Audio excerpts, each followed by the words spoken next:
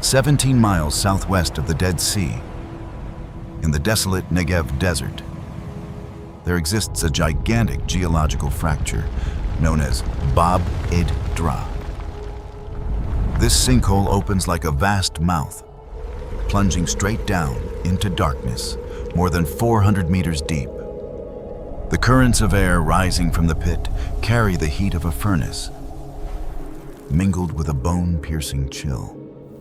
The local Bedouin tribes pass down an absolute prohibition: withdraw from this area the moment the sun sets. In the year 364, the Council of Laodicea forcefully removed the Book of Enoch entirely from the catalog of canonical scripture. Church leaders sealed it away, branded it as a heretical book, and placed it among documents considered dangerously destructive. And yet, when the Dead Sea Scrolls came to light in the Qumran caves in the year 1947, archaeologists unearthed 11 copies of Enoch, a number that completely overwhelmed many other Old Testament books. When translation experts touched the oldest fragments of those ancient writings, they faced a shocking truth. From chapter 17 through chapter 19, Enoch records in meticulous detail a physical entrance leading straight down into the abyss, the eternal prison holding the fallen angels. This ancient report provides geographic coordinates, describes the structure of the terrain in detail, and names directly the great angel standing guard there. With chilling precision, all of those descriptions point straight toward the Bob edh-Dhra sinkhole. Because of this very correspondence, every expedition team and geological researcher has been stripped of permission to access the floor of the abyss for the past century. Welcome back to Kyros Codex. Now relax your shoulders and adjust your breathing. Whether you are curled beneath a warm blanket, set aside every noise of reality. Draw your mind straight down onto the cold sand of the Negev desert. Tonight, we will tear open the sealed layer of this top-secret file step close to the mouth of the abyss and look directly into the eternal prison established by the Most High himself. Banned Book of Enoch reveals the entrance to the abyss guarded by an angel. The origin of the file. The portrait of Enoch and the buried heretical book. The book of Genesis engraved the name Enoch at the position of the 7th generation from the ancient forefather Adam. Within the entire current of ancient history, he possessed an incomparable privilege. Enoch walked with God and passed straight across the boundary of the mortal realm, entering eternity in flesh and bone. He was one of the rare prophets chosen to become a direct witness to realms lying beyond the reach of humanity. The file bearing his name contains a vast body of knowledge about the structure of the universe and the spiritual order. This work exposes the event in which the fallen angelic group known as the Watchers descended to Earth, interfered with the bloodline of humanity, and gave birth to the giant race called the Nephilim. The book clearly records the brutal sentence of punishment that the Most High brought down upon the earth in order to cleanse its impurity. The early religious leadership clearly felt the overwhelming weight of this body of documents. Enoch's record exposed too many sharp secrets about the architecture of the dungeon, the operation of the angels, and the location where the forces of evil were imprisoned. That revealing level of detail caused the book to be removed from the canonical list, placed under a sentence of sealing, and pushed into darkness for thousands of years. Every effort to bury the truth finally shattered when the Dead Sea Scrolls appeared in the caves of Qumran in the year 1947. Archaeologists unearthed a series of copies of Enoch, marking the shocking return of one of the most powerful writings of the ancient world. Those fragments, stained by time, dragged Enoch's testimony back into the sunlight. And right now, we will open the most terrifying core of that report, the Qumran file. The entrance to hell and the testimony of Enoch. In the quiet center of Jerusalem, beneath the white dome of the Israel Museum, the sacred chamber known as the Shrine of the Book preserves a treasure beyond time. The curtain of mystery begins to open through the fragment bearing the code 4Q201. Carbon isotope analysis fixed the date of this leather fragment filled with Aramaic characters at around the year 200 before Christ. That time marker makes it an absolutely ancient writing, appearing before every New Testament text ever recorded in the world. The small remnant in Jerusalem is only the surface of a massive structure. The most complete version of this file has taken deep root in the majestic monastery of Aksum. There, the Ethiopian Orthodox Church carefully preserves the entire content in ancient Ge'ez manuscripts. Dr. Michael Knibb, the expert who translated the standard documents for the University of Oxford in the year 1978, made a firm statement after many decades of research. Chapters 17 through 19 are the most original central core in the entire system of the Enochic legacy. They stand completely independent. They existed even before the narrative sections that were later joined together. This is the original. The heart of the entire mystery is waiting for us to open it. Through the 1,000-year-old lines of writing, the Book of Enoch, chapter 17 from verse 4 to verse 6, records his own extraordinary journey. The angels escorted Enoch to the very place where the foundations of heaven and the ground of the human world met. Right at this earthly coordinate, he witnessed with his own eyes a gigantic abyss. The mouth of the pit tore open the earth, revealing a tunnel that led straight down into blazing red fire and a thick darkness like mud. The deep gulf dropped all the way to the bottom, completely swallowing his field of vision. The ancient Ge'ez language uses the word guba to record this condition. That term carries absolute weight, used specifically to define a bottomless pit or an underground prison beneath the earth. The atmosphere of majesty rises to its peak in chapter 18, verse 11. This ancient writing names the commanding figure entrusted with guarding the entrance, the angel Uriel. This great sentinel is the very messenger who guided Enoch through the layers of heaven. He stands there in solemn authority, overseeing the entire mouth of the pit, with divine power establishing an iron boundary that separates the ordinary earth above from the prison holding evil below. The true horror begins to rise from the way Enoch reveals the data. The book sweeps away every vague vision and every shadowy poetic image. The author directly records the entire event from the first-person point of view, fixing it in the past tense. He uses precisely the language of real topographical measurement, exactly as he once sketched Mount Hermon or the Jordan River Valley. With his own feet, Enoch walks very slowly to the edge of the abyss. He lowers his head and looks straight down into the unfathomable bottom. His skin immediately feels the full force of the swirling winds rushing upward from below. The surrounding temperature rapidly alternates between a scorching blast of heat that burns the face and a freezing current that cuts the skin. His ears receive harsh sounds in full. They are truly noises striking directly against the eardrums.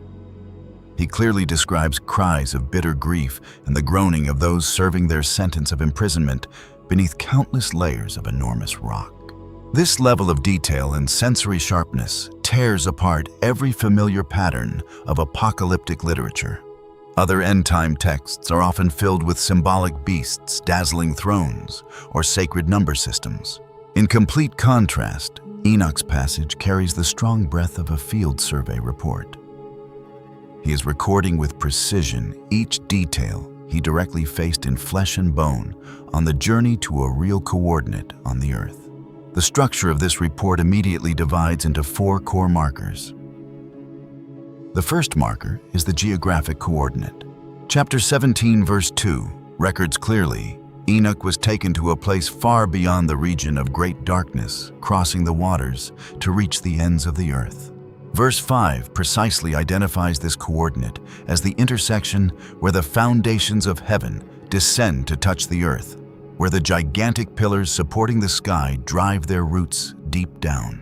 The cosmology of the ancient Jews always placed the ends of the earth in the region south of the Dead Sea. That is the absolute boundary where the human world closes and gives way to the vast layered wilderness. Dr. Margaret Barker. former president of the Society for Old Testament Study, released a shocking analysis in the year 2005.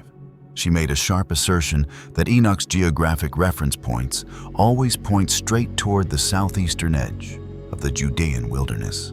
That stretch of land is the transition zone, the boundary cutting across between densely inhabited settlements and the vast desert abyss. The second marker appears in chapter 18, the detailed description of the shape of the entrance. Enoch recounts the moment when his heels touched a region of fierce burning fire. The flames surged upward from beneath the earth, yet they preserved the form of everything around them. He describes the presence of 7 mountains, arranged one after another in a closed circle. The hollow core formed a shell surrounding a deep pit right at the center. The report clearly states that these mountains were made of precious stones. The Ge'ez language uses a specialized term to establish that this is volcanic rock-hard black magma stone shaped by extreme heat. The pit at the center of the circle continuously erupts with thick smoke and radiant flame. This is unmistakably a terrifyingly realistic description. Volcanic vents and geothermal fissures produce exactly these phenomena. Surging heat rising upward, dense curtains of smoke flames burning continuously from methane gas and magma rocks stacked together into a clear circular formation. The picture becomes even more overwhelming in verse 14. Enoch describes the harsh atmosphere covering the entire entrance. The temperature rapidly alternates between scorching heat and bone-piercing cold. Winds blast upward from the mouth of the pit in violent waves. The ground surrounding the sinkhole completely loses its firmness, constantly trembling and shifting beneath each step. Modern geological survey reports on deep sinkholes and underground cave systems record exactly these extreme conditions. Thermal inversion creates alternating masses of hot and cold air. The pressure difference between underground chambers and the surface produces powerful reverse winds. Limestone karst terrain, the characteristic geological foundation of the Dead Sea region, possesses an extremely porous and collapsing nature. That quality continuously creates sudden collapses and ground subsidence. Enoch is describing geological phenomena that can be directly observed with the naked eye. Every detail matches completely with one specific type of terrain. He is carrying out the work of reporting the environmental conditions surrounding the mouth of the abyss. The fourth marker is the piece that exceeds every earthly limit. Chapter 20, verse 2. Honors the angel assigned to guard the entrance. Uriel, the angel entrusted with authority over the world and over Tartarus. Tartarus is the Greek term used by the Ge'ez translation to name the abyss, the dark prison holding evil beings. The decisive key lies in the phrase, entrusted with authority. This phrase clearly implies the act of being stationed, taking office, and carrying out the command to protect a specific area. That term appears repeatedly throughout the Book of Enoch to describe angels posted at specific locations to remain close to specialized missions. Uriel completely casts off the outer shell of a theological symbol. He stands in solemn majesty, as a guard remaining at his post, his gaze fixed straight into the heart of the prison. Chapter 21, verse 5 adds another sharp piece of data. Uriel personally led Enoch to observe the prison of the fallen angels. The watchers are tightly imprisoned in the fire, waiting for the final day of judgment. The only path into this prison descends straight to the bottom of the pit that Enoch witnessed in chapter 18. The entrance and the prison are tightly connected into one unified whole. The beginning of the abyss is the end point of the sentence of punishment. The 1924 survey, The Mystery of edh-Dhra and the Void Beneath the Bottom of the Abyss. After the Qumran file, the story of the entrance to the abyss in the Book of Enoch begins to leave the layer of ancient letters and move closer to the ground. The leather fragments found near the Dead Sea show that the Enochic tradition had circulated very early in the ancient Jewish world. But the larger question still lies ahead. If Enoch was truly describing a real place, then where is that place? The picture becomes more suffocating when we enter chapter 21 of the Book of Enoch. Here, Enoch adds a visual detail that changes the direction of the entire story. He leans forward and looks straight down into the mouth of the abyss.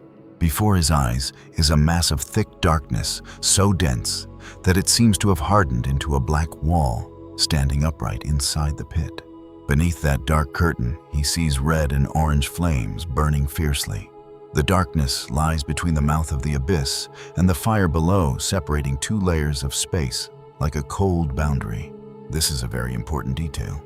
If Enoch were only telling a purely symbolic vision, he could have used broader images: heaven, angels, fire, the abyss, punishment. But here his description carries the feeling of a witness looking into a physical structure. He looks down. He sees darkness. He sees fire. He sees the distance between the mouth of the pit and the bottom of the abyss cut across by a dense black region. In this line of research, Dr. James Van der Kam, through his commentary in the year 2001, is mentioned as the person who clarified the weight of that detail.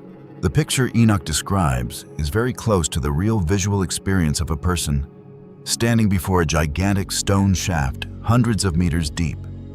Light from outside can only touch part of the rock wall. The deeper it goes, the more darkness swallows every outline. When the abyss is deep enough, the human eye can feel as if there is a hard boundary below, almost like a black wall. If there is a source of fire far farther down, the red glow can flicker beneath that layer of darkness, creating exactly the kind of image Enoch recounted. This makes his testimony remarkable. Enoch seems to be recording what his eyes received rather than merely constructing a scene through imagination. But the more controversial part lies in one clause of the text. According to the file line handed down in this content, many Western translations weakened an extremely important detail. The English translation from the year 1912 presented the idea that the fallen angels were imprisoned forever, creating the feeling that the event had already closed in the past. By contrast, the Ge'ez manuscript preserved in the Ethiopian tradition carries a continuing nuance. Dr. Ephraim Isaac, who translated 1st Enoch in the Old Testament, pseudepigrapha in the year 1983, is mentioned in this line as the one who confirmed the importance of that reading. The key sentence is expressed as follows: "And Uriel continues to guard until the day they are called out." The crucial point lies in the fact that the verb is used in the continuing tense. Uriel did not only stand guard in the past. That watch is still continuing. The angel guarding the abyss is still standing at his post until the day the imprisoned beings are called out. If this reading is correct according to the original layer of meaning, the Book of Enoch is speaking of a prison still in operation, an entrance still being watched, and a future event still waiting for the moment to be opened. From here, the coordinate in this line of research begins to strike directly against a real place on the earth, Bob edh-Dhra. Bob edh-Dhra lies near the region of the Dead Sea, belonging to an archaeological area from the early Bronze Age. In public archaeology, this place is known as an important ancient site on the southeastern plain of the Dead Sea, connected with surveys from the early 20th century. But in the line of the file being followed here, Bob edh-Dhra carries another layer of mystery. It is placed beside Enoch's description of a mouth of the abyss. Darkness, subterranean fire, and an underground place of imprisonment. According to the account in this line of content, the area lies about 17 miles southwest of the Dead Sea. The complex is described as revolving around a gigantic circular depression spreading about 400 meters across. 7 masses of volcanic magma rock thrust up from the ground, forming a surrounding ring like the natural outline of a place that has been locked. At the center is a sinkhole plunging straight down to a depth of more than 400 meters, then bending into a cave system without the footprints of human beings. If viewed through ordinary archaeological eyes, this could be a rugged terrain at the edge of the Dead Sea. But when placed beside Enoch chapter 21, that image begins to take on another color. The mouth of the pit, the dark walls, the heat, the underground fire, toxic gases, the forbidden zone, and an angel standing guard form a very powerful chain of associations. It makes the listener wonder whether Enoch was seeing a place in the spiritual realm or a real location that later human beings only know through scattered fragments of record. The Israeli Geological Survey report from the year 1964, according to the file in this line of content, gathered data directly from the area. The sensor system recorded the presence of multiple methane gas vents located deep at the bottom of the abyss. These gas vents are described as continuously releasing flickering flames. The temperature chart fluctuated very sharply within a short range. In less than 20 meters, the temperature could shift from 12 degrees to 38 degrees Celsius. This is precisely the kind of data that makes Enoch's testimony more haunting. A person standing at the mouth of the pit and looking down could feel the darkness like a black wall. Beneath that layer of darkness, methane gas catching fire would create a red-orange glow. Heat from below would rise in waves, while cracks in the rock would send cold currents cutting across. When two opposite thermal currents collide, the deep abyss becomes a very uncomfortable space for the human body. The eyes see fire. The skin feels heat and cold changing continuously. The ears hear the wind hissing through the cracks in the rock. All of that makes a person feel as if he is standing before a frightening place, like a doorway into a realm of punishment in ancient religious stories. And then came the year 1924. According to the file in this line of content, a British expedition team, led by Dr. Melvin Kyle, decided to use ropes and pulleys to lower people into the edh-Dhra sinkhole. With equipment from the early 20th century, this was an extremely dangerous decision. They entered a deep, narrow terrain lacking oxygen with hot gas rising upward with abnormal cold currents and not yet fully mapped. Their goal was to record the underground chambers below. Kyle's field journal, according to this account, is now preserved at the Albright Institute in Jerusalem. In it, he recorded a very heavy experience. The expedition descended to a depth of about 180 feet. At this position, heat rose violently, pressed against the skin, and made breathing difficult. Oxygen dropped quickly. Hot currents like air from a furnace came in waves, followed immediately by cold currents cutting across the rock walls. The human body almost lost its ability to adapt in that environment. The expedition was forced to withdraw urgently, but the detail that makes the file colder lies in the sound. Kyle noted that amid the sound of wind hissing through the fissures, he heard deep, muffled tones echoing up from below. They resembled the groaning of human beings, stretching across the rock walls and then dissolving into the wind. For an explorer suspended inside a deep abyss, short of oxygen, and attacked by heat, that sound could make the entire team lose composure. For someone reading Enoch, it suggests another layer, the echo of a place of imprisonment. Kyle is said to have proposed bringing specialized ventilation equipment for a later expedition. But that proposal was rejected forever. From then on, edh-Dhra began to take on the appearance of a file closed too soon, after the Six-Day War in the year 1967. According to this account, the Jordanian government quickly placed the area on the list of naturally dangerous zones forbidden to entry. Research institutes that submitted applications for exploration, permits all received rejected responses. Administratively, the reasons sounded very simple. Dangerous geology, toxic gas. A deep pit, the risk of collapse. But in this line of investigation, that very restriction of access makes the story more tense, because that land lies right near the Dead Sea, among places connected with Sodom, Gomorrah, Qumran. Ancient manuscripts and Jewish apocalyptic tradition. If there is any place on earth powerful enough to make the ancients think of the abyss, edh-Dhra has all the elements to enter that list, a deep abyss. Darkness, fire, toxic gas, locked terrain, and an unfinished survey history. The rawest truth, according to the line of the file you provided, appeared in the year 2003. The Hebrew University launched a project to map the geology of the area using a ground-penetrating radar system. The return signals showed a gigantic void lying deep beneath the edh-Dhra system. That void took the bottom of the sinkhole, as its center swelling outward with a diameter of about 800 meters and plunging down at least 600 meters before the radar signal was completely extinguished. If these numbers are accurate according to the file being recounted, this is an extremely large discovery. An underground void, 800 meters wide, more than 600 meters deep, lying directly beneath a sinkhole already connected with the Enochic tradition, would far exceed the ordinary idea of a small cave in the rock. It resembles a gigantic underground chamber, an empty region lying deep beneath the geological layers large enough to make every question about edh-Dhra become more serious. This report, according to the line of content, was published in the journal Geomorphology, but used very cautious wording, a subsurface anomaly of mysterious origin. Scientific language often chooses caution in that way. Instead of calling it a prison, the gate of the abyss, or an artificial structure, they call it an anomaly. But sometimes those very safe words make the listener pay even closer attention.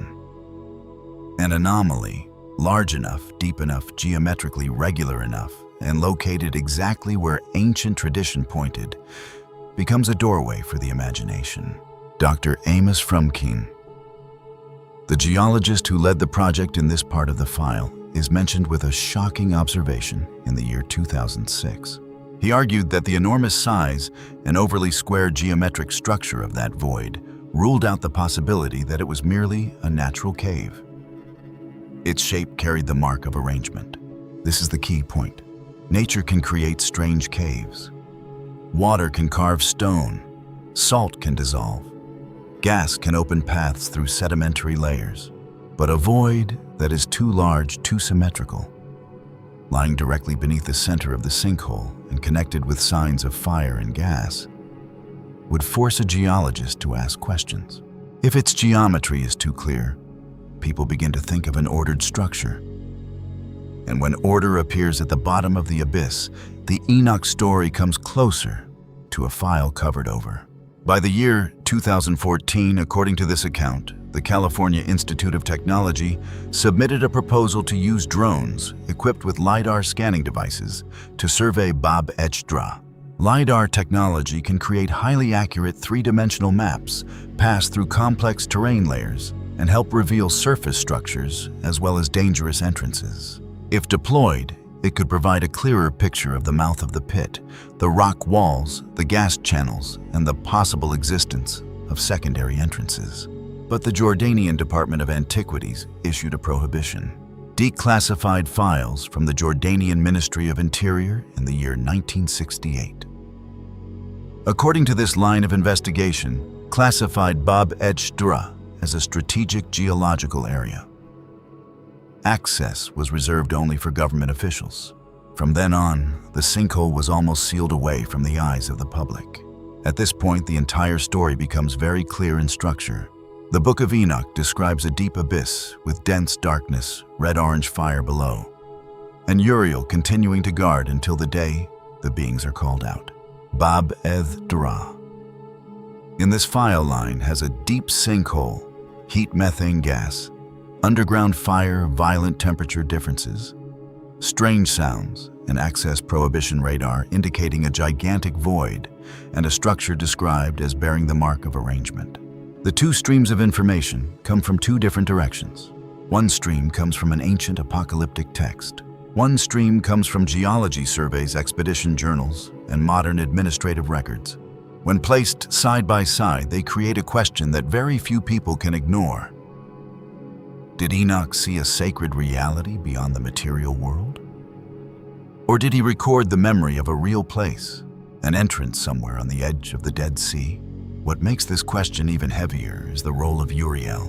In the Enochic tradition, Uriel is the angel connected with light, fire, guidance, and the secrets of heaven. If he was assigned to guard the entrance to the abyss, that shows this is not an ordinary cave. An angel like Uriel would only be stationed at a place related to sacred order judgment and the beings imprisoned after the rebellion of the Watchers. In this understanding, the entrance to the abyss is both a location and a boundary. Above is the human world stone desert, the Dead Sea. Archaeology reports permits and expedition ropes.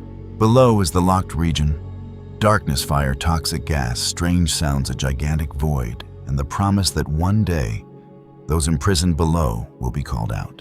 Therefore, edh-Dhra becomes a special place in this line of investigation. It stands between archaeology and apocalypse. It stands between ancient text and modern equipment. It forces the listener to ask whether the stories called forbidden books are only religious imagination, or whether they sometimes preserve a map that the modern world still has not dared to open. And that is why the survey in the year 1924 holds an important role. Kyle and his team may have thought they were only studying a strange geological area near the Dead Sea. But in the Enochic storyline, the moment they lowered ropes into the mouth of the pit was like the moment modern human beings tried to touch a question that had existed for more than 2,000 years. When they encountered heat, lack of oxygen, cold currents, strange sounds, and were forced to withdraw, that survey became a haunting interruption in the edh-Dhra file. They had gone deep enough to understand that the place was dangerous, but they had not gone deep enough to know what was truly beneath. From then until now, that entrance has remained inside a restricted zone, surrounded by geological warnings, antiquities, management policies, and files that open only in fragments. For public archaeology, edh-Dhra remains an important Bronze Age site at the edge of the Dead Sea. For the Enochic line of investigation, it may be the point on the Earth where an ancient vision touches real terrain. If Uriel is still standing guard, as the Ge'ez text is interpreted in this line, then edh-Dhra is not merely a hole in the desert. It becomes a far more frightening symbol. A locked entrance, a prison beneath stone, a void outside the public eye, and a warning that some things are imprisoned because humanity is not yet ready to face them. And if the Book of Enoch is right, the angel standing guard has not yet left his duty. The 1,000-year watch still continues until the day when what is locked below is called out in the final moment of the world. The Disappearance of Fragment 4, 203, a cover-up campaign lasting 17 centuries. Far beyond the limits of a geological sinkhole, at edh-Dhra, the Enoch file transforms into a map of a fatal point. The comparison between ancient records of a fiery abyss and the gatekeeping sentinel with modern measurement reports about a gigantic underground void creates a chilling correspondence. The true weight of this mystery lies deep beneath the concealed layers of history. Immediately, a sharp question rises: why did a text that once held supreme standing in the ancient Jewish community and early Christianity receive a sentence of sealing and get pushed into darkness for the past 17 centuries? Religious authorities have always offered a surface explanation. The Book of Enoch contains too many unusual elements about fallen angels, giants, and mysterious layers of heaven. And yet the core cause behind this great purge was geographical in nature. Theologians always wanted to frame hell as an abstract spiritual state, a distant concept of the judgment of the soul, so that the faith of believers could be controlled more easily through morality. Enoch personally shattered that mold. Through a field-based vision, he fixed hell to a clear coordinate on the earth. His every step moved straight toward the edge of the abyss. His eyes recorded the dense mass of darkness and the surging fire. His ears received confirmation about the prison.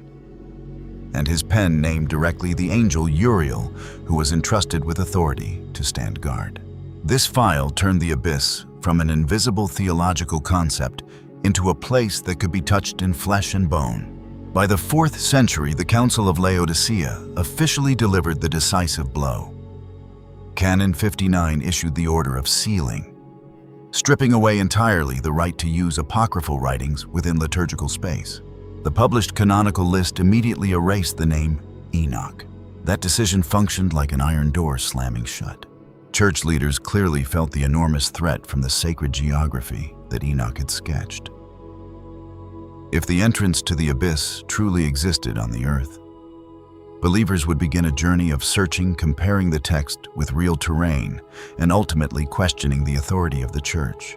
To eliminate that risk, they expelled Enoch from the pulpit and drove the book out of the popular religious memory. Despite the effort to erase it in the West, the seed of Enoch still took root and survived powerfully in the spiritual frontier of Ethiopia. The Orthodox line of transmission there protected the complete Ge'ez manuscript for thousands of years. The rugged terrain of the Horn of Africa functioned like a fortress of steel. The layered mountain ranges and harsh deserts completely isolated this kingdom from the decrees of Roman councils and the pressure of Western empires. Alongside that natural wall, the independent faith of the Ethiopian Church formed a solid protective shield. They maintained a completely separate canonical system, honoring Enoch as a prophet of supreme authority. Every record of the fallen angels, the fire at the bottom of the sinkhole, and the sentinel Uriel took deep root in the theological foundation of this land.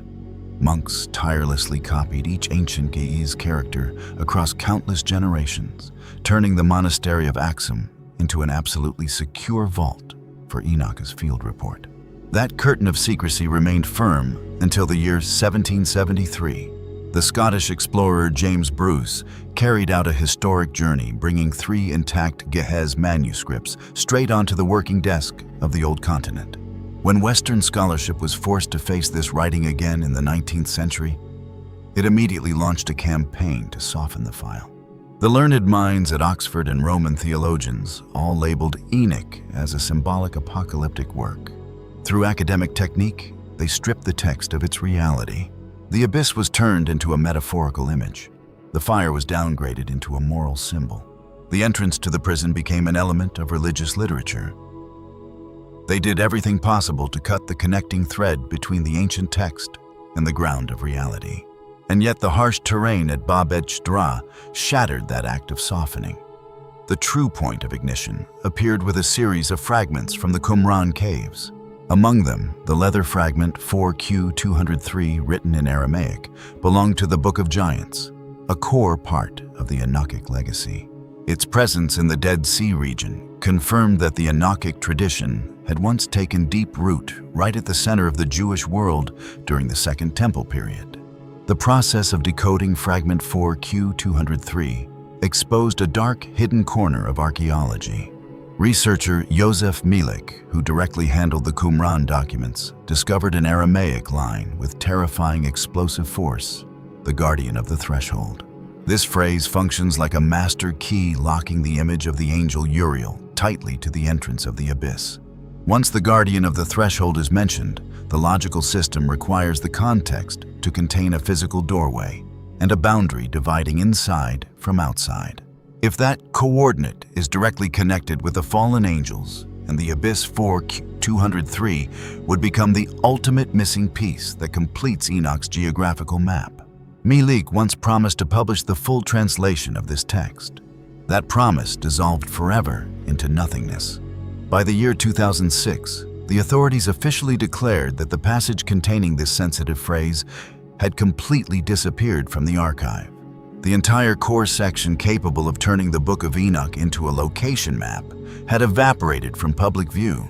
This chain of events exposes a systematic cover-up campaign operating smoothly for 17 centuries through the power of silence. The Council of Laodicea ordered the text locked away. Theologians lowered its factual force by labeling it symbolic. And finally, the Qumran fragment containing the fatal coordinate suddenly vanished. All of those pieces converge into one single ironclad conclusion. The Book of Enoch carries the true nature of a field report. This report was written by a witness who had walked to the very edge of human limits and directly faced the place where evil is imprisoned. The most haunting question now must be turned around: was the Book of Enoch rejected because it was too fantastical, or because it revealed the truth with too much specificity? The edh-Dhra sinkhole still opens its mouth right at the edge of the Dead Sea. The covering over the file is still waiting for the day it is torn completely apart. Beneath that dense mass of darkness, the angel Uriel steadfastly remains at his 1,000-year watch. The great gatekeeper has never left his position. The abyss lies silent and waiting, And humanity, after 17 centuries of blindly believing the words of concealment, must now face a shocking truth. Those forbidden pages are the clear map leading straight down to hell. Right at the ending point of this sentence, another door immediately opens. The map of the abyss is only the first piece in the entire system of the Enochic legacy. When we continue turning back to the earlier chapters, this file begins to expose the root cause that forced the Most High to create the prison of Tartarus. Behind the abyss, behind Uriel, behind the darkness at the bottom of the pit, lies a chain of events that directly threaten the survival of the entire order of humanity. The technological invasion and the covenant on Mount Hermon. Throughout the Bible and the treasury of ancient Jewish tradition, Mount Hermon always stands with overwhelming weight. This gigantic mountain mass rises solemnly along the northern border, overlooking all the valleys, the vital roots, and the region where Canaan, Syria, Lebanon, and Mesopotamia meet. In the ancient mind, Hermon went far beyond the definition of a purely geographic boundary. It functioned as a great intersection where the lowlands touched the sky, where the earthly world faced directly toward the realm of sacred powers. At this quiet coordinate, chapter 6 of the Book of Enoch records an event that shook history. 200 fallen angels bearing the name Watchers descended to Earth. This force landed on the Earth, carrying a calculating mission. They had once been angels, entrusted with guarding authority, high-ranking beings who had maintained the order of heaven. But now they deliberately cut off their connection with their original position. Before officially setting foot in the human world, these 200 beings established a dark covenant on the summit of Hermon. Semyaza, the supreme leader of the group, carried a deep fear that he would have to bear the wrath of the Most High alone if the other members withdrew. To lock their loyalty in place, all 200 Watchers swore a terrible oath together. They bound themselves with the most brutal curses, committing to carry out the plan until their final breath. Mount Hermon forever carried a heavy spiritual scar upon itself. It became the scene of a rebellious treaty, marking the moment when the revolt from heaven officially drove its roots into the history of the earth. The theological picture immediately reveals a sharp contrast. Mount Sinai has always been honored as the sacred mountain where Moses received the law to establish a great order for humanity. By contrast, Hermon appears as a mirror reflecting chaos. At Sinai, the Most High issued the commandments to bring human beings into the framework of reverence. At Hermon, the Watchers brought down a covenant designed to break every safe boundary. They threw open the door, allowing sealed knowledge to flood into the world. The most terrifying point of this descent goes far beyond every limit of ordinary falling. Enoch sketches this event as a large-scale technological invasion. The Watchers carried knowledge that far surpassed the natural developmental speed of humanity. They injected into primitive society skills powerful enough to overturn the entire balance of survival metallurgy weapon, forging the making of shields and armor, the art of jewelry, cosmetic technology, enchantments, and even a complex astronomical system for reading the stars. Right in chapter 8, Azazel rises as the chief architect of this deadly wave of transmission. This angel personally taught humanity how to exploit the veins of metal ore hidden deep inside the earth. He taught them the method of smelting and forging lifeless ore into sharp swords, spears, deathly daggers, and solid coats of armor. He continued spreading the techniques of making bracelets, carving precious stones, mixing dyes, extracting antimony, and the art of painting the eyelids. From the view of modern human beings, this list is terrifyingly practical. Swords, spears, and armor form the solid foundation for organized wars. Metal functions as the ultimate pillar of every technical civilization. Meanwhile, jewelry and cosmetics strike directly into another forbidden region of human psychology: physical attraction, visual deception, desire, and the power of polished outward appearance. Azazel gave humanity both blades of corruption. On one side, he provided the technology of violence for slaughter. On the other, he created the art of manipulating the senses to conceal inner decay. The combination of these two powers immediately distorted the entire social structure. A tribe holding the technology of metallurgy could easily crush communities that only knew how to use wood and stone. A leader equipped with steel armor could seize all land food sources and trade routes. A class that knew how to use jewelry and cosmetics would automatically create deep class divisions. From that moment on, organized violence status division and the desire to control the crowd erupted together. The Book of Enoch creates a sharp perspective when evaluating the corruption of humanity through the parallel lens of technology and morality. The essence of destruction is completely absent from the natural block of metal itself. The root of the disaster comes from the fact that these great bodies of knowledge were handed to a species still spiritually immature. Just like giving a sharp sword to a curious child, the consequence always leaves bleeding wounds. Humanity in the age of Enoch faced the same tragedy.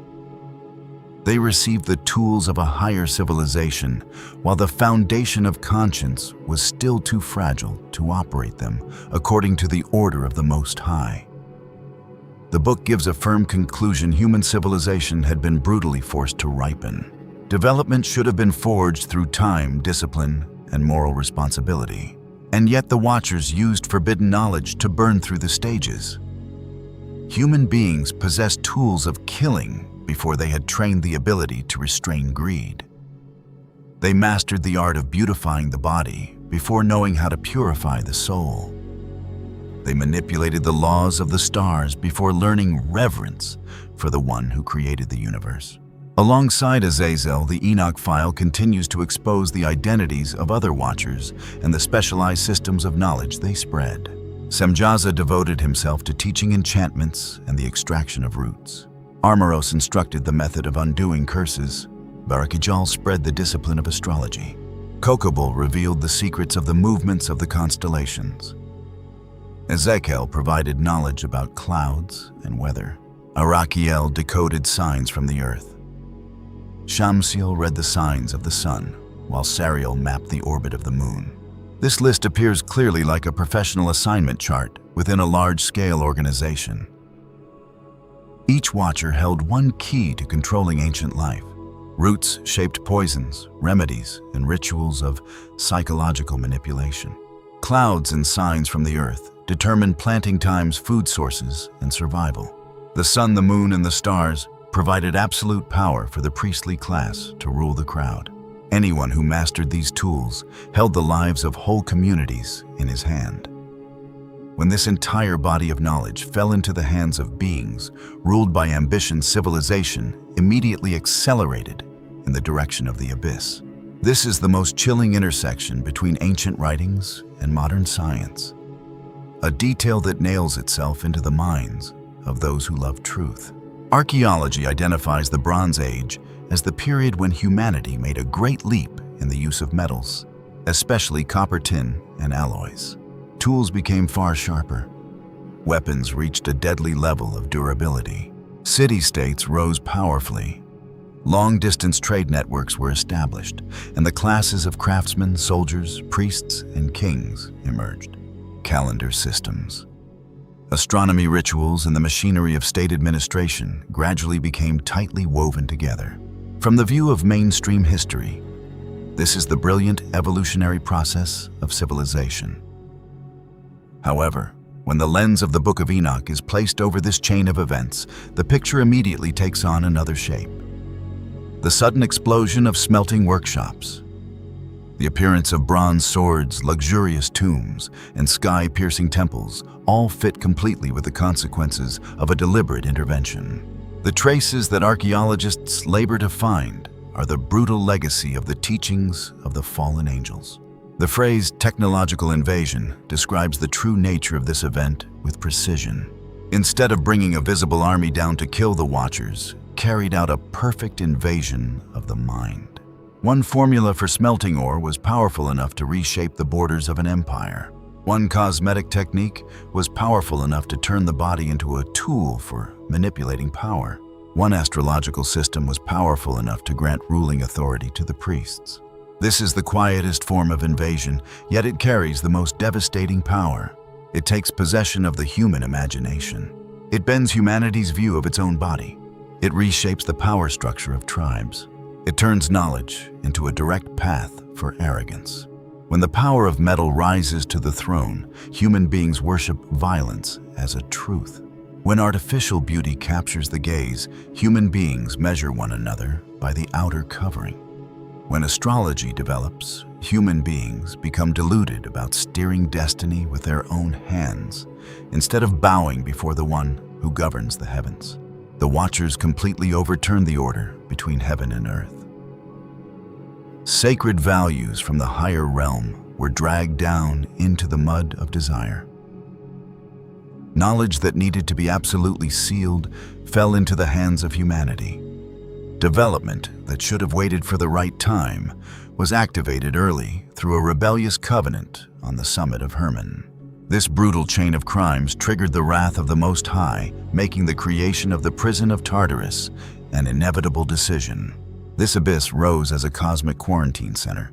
It was designed with one single purpose: to lock away the beings who had torn apart the boundary and to prevent toxic knowledge from continuing to erode the moral ecosystem of humanity. Mount Hermon and the edh-Dhra sinkhole immediately connect into a sharp axis of cause and effect. Hermon preserves the moment when the Dark Covenant was signed. edh-Dhra imprisons those who carried out that covenant. Azazel is the one who spread the technological disease. Uriel is the sentinel who maintains the lockdown order. One side threw the door wide open for corruption to pour in. The other side slammed the doors shut to cast evil into darkness. The Book of Enoch provides a perfect criminal file. It exposes the original scene, announces the identities of the perpetrators, reveals the method of intervention, records the social damage, and finally confirms the coordinate of the sentence of punishment. The terrifying part lies in the fact that these 200 fallen beings operated like a criminal corporation with a refined strategy. They divided the fields, planned systematically, and struck a fatal blow against humanity's innocence. Semjaza played the role of initiator. Azazel played the role of the one who lit the technological fuse. The remaining members manipulated the sky and the earth. An entire complete system of civilization was loaded into ancient society, carrying the disease of corruption from the very marrow. For a modern audience, the warning from thousands of years ago is echoing more powerfully than ever. We are standing in an age where technology develops at a storm-like speed far beyond the control of conscience. Artificial intelligence, biotechnology, autonomous weapons, and systems of media manipulation are raising a chilling question. The Book of Enoch prophesied a brutal truth: civilization always carries the seed of self-destruction when technical power is separated from the purity of the soul. Hermon is the symbol of the moment knowledge was stolen. Azazel is the embodiment of immoral technique. Cosmetics are the mask that conceals deception. Astrology is the attempt to seize the right to manipulate destiny. If Enoch is truly a field report, then the entire Bronze Age is the most vivid living evidence of this intervention. On one side, archaeology displays weapons armor and tombs. On the other side, ancient writing names those who taught how to make them. The civilization we still proudly honor as great progress may very well have been started by a fatal knife thrust into the sacred order. The Most High issued judgment. Those who sowed chaos were cast straight down into the abyss. The sentinel Uriel was entrusted with authority to guard the threshold until the final day of judgment. From Hermon to Tartarus, a cold chain of cause and effect was established. The abyss was the only remedy to rescue the human ecosystem. Every rusted bronze sword, every shield and coat of armor in a museum, every line of eyeliner from the ancient dynasties carries the broken echo from Mount Hermon. The rebellion began with an oath, and its consequences flowed through the entire bloodstream of human history. As Uriel's shadow still stands solemnly on watch beside the edge of the edh-Dhra abyss, one final question forces us to shudder. Has that cursed treasury of knowledge truly been sealed completely beneath the earth? Or is it still silently shaping the modern civilization of our own world? The Nephilim Code and the hidden giant skeletons. Beginning from the Dark Covenant on Mount Hermon, the Book of Enoch immediately pulls our minds face to face with the direct and most terrifying consequence of this invasion. The Watchers spread sealed knowledge, activating a series of technologies in metallurgy, weapon, forging cosmetic production enchantments, and an astrological system designed to seize control of the heavens. However, that massive body of knowledge only served as the outer shell of corruption. The deepest level of destruction pierced through the defensive barrier and struck directly into the blood vessels and original genetic system of humanity. According to the investigative and decoding line of this file, the ultimate sin of the Watchers lay in the fact that they deliberately shattered the strict boundary between the heavenly realm and the human world. They cast off their original glorious position, descended to earth as conquerors chose the daughters of men for themselves, and activated the process of breeding an entirely different bloodline. The Book of Enoch identifies the result of this hybridization as the giants, while biblical tradition engraves them with a name full of weight, Nephilim. Genesis chapter 6 throws open the doorway into this file, with an extremely brief line of record that contains tremendous destructive force. Beginning from the time when humanity multiplied upon the earth, the sons of God looked upon the beauty of the daughters of men and chose them as wives. Immediately after that union, the Nephilim officially rose upon the earth. The canonical text only reveals a very small portion, almost as if the ancient scholars silently assumed that readers already knew the entire remaining body of this tradition. But the Book of Enoch broke beyond that limit. It exposed the entire submerged mass of the iceberg that Genesis had only begun to suggest. In Enoch's vision, the 200 Watchers on Mount Hermon created a disaster that went far beyond the concept of desire marriage or personal rebellion. They successfully bred a mutated species possessing a power that completely overwhelmed ordinary human beings. This species carried enormous bodies, along with endless consumption needs, and one primitive instinct to destroy every natural, ecological order. If the Watchers served as the suppliers of knowledge, given at the wrong time, then the Nephilim were the biological weapon, the most cruel product of an intervention that crossed the wrong boundary. This reality pushes the entire story to the level of a red alert. A technology handed over at the wrong time is powerful enough to collapse a civilization. In its place, a bloodline mixed by the wrong formula possesses the power to destroy the entire biological structure of the species. Through the lens of this interpretive line, the Nephilim represent an invasion that struck straight into the body, manipulated heredity, polluted the bloodline, and robbed all humanity of its reproductive future. Chapter 7 of the Book of Enoch describes this disaster with the most direct and razor-sharp language. The giant race was born. They grew at a terrifying speed. They drained every resource human beings could produce. At the moment, humanity was exhausted and completely lost the ability to provide food. The Nephilim immediately turned to slaughtering and eating human beings themselves. Their brutal hunger continued to spread, crushing birds, animals, reptiles, fish, and breaking the entire food chain. In the end, the earth itself had to bend and groan beneath the weight of that ultimate destruction. This picture goes far beyond the image of simple giants living hidden in the mountains. Enoch is drafting a detailed report on a global ecological crisis. The Nephilim consumed beyond the endurance limit of the earth. They drained the life force of human beings. They tore apart the natural chain of survival. They turned the entire surface of the earth into a bloody arena bent under the pressure of a species born outside the order of creation. If translated into the language system of the modern age, the Enoch file is exposing a kind of Nephilim code, a genetic mutation that caused bodily strength consumption demands and the instinct of seizure to accelerate beyond biological limits. That is exactly why this line of investigation uses the phrase different DNA as a sharp term to connect directly with the minds of today's audience. The ancient author lived long before the concept of genetics was formed. His account does not contain terms such as genetic structure or biological hybridization.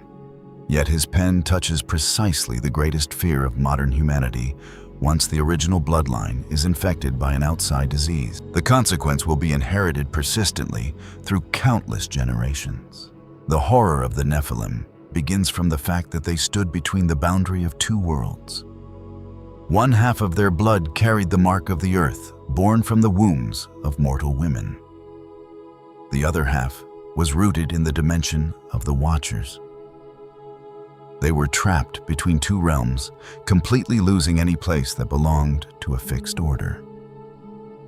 That dislocated state turned the Nephilim into the absolute symbol of violent chaos before the era of the Great Flood.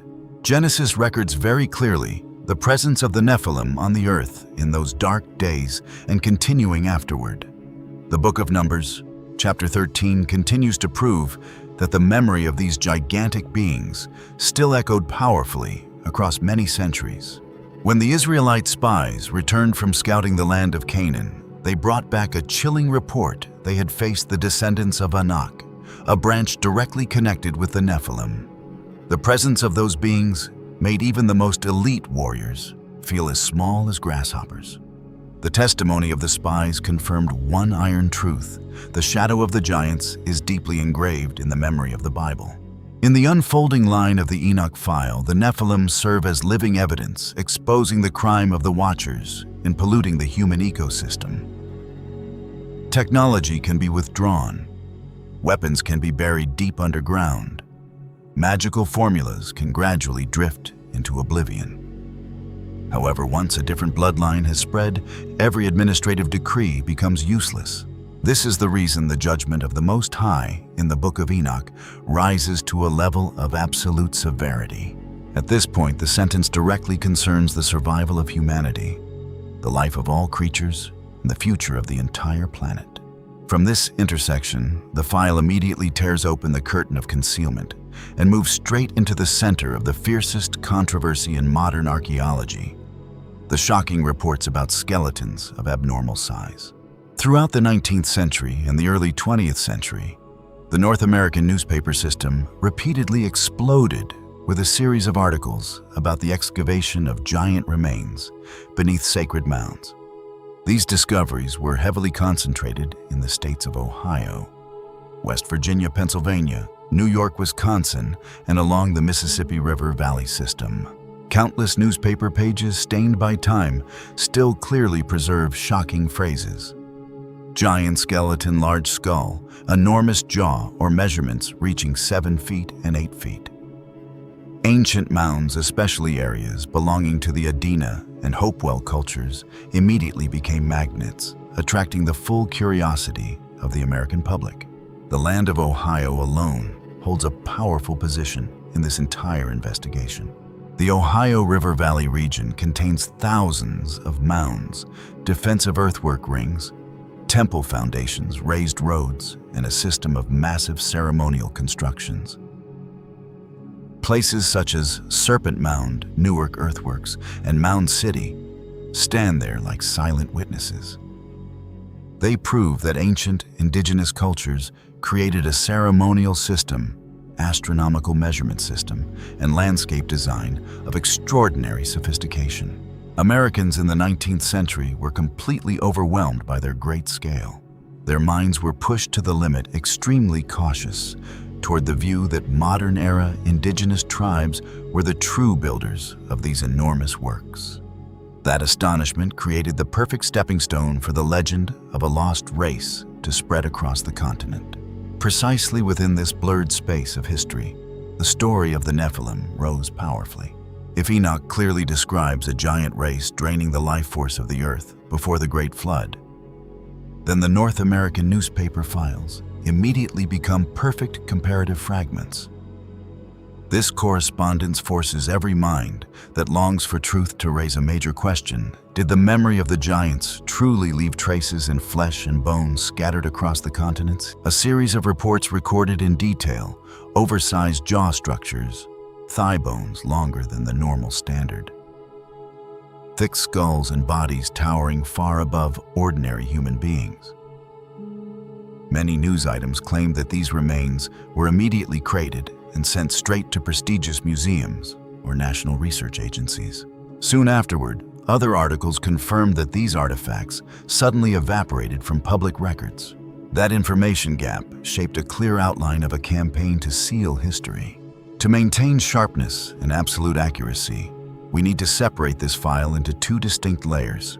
The first layer confirms the existence of a large number of news items about giant remains. This is an obvious historical fact of American media during that period. Local newspapers, amateur archaeological reports, antique collectors, and excavation teams continuously released shocking stories.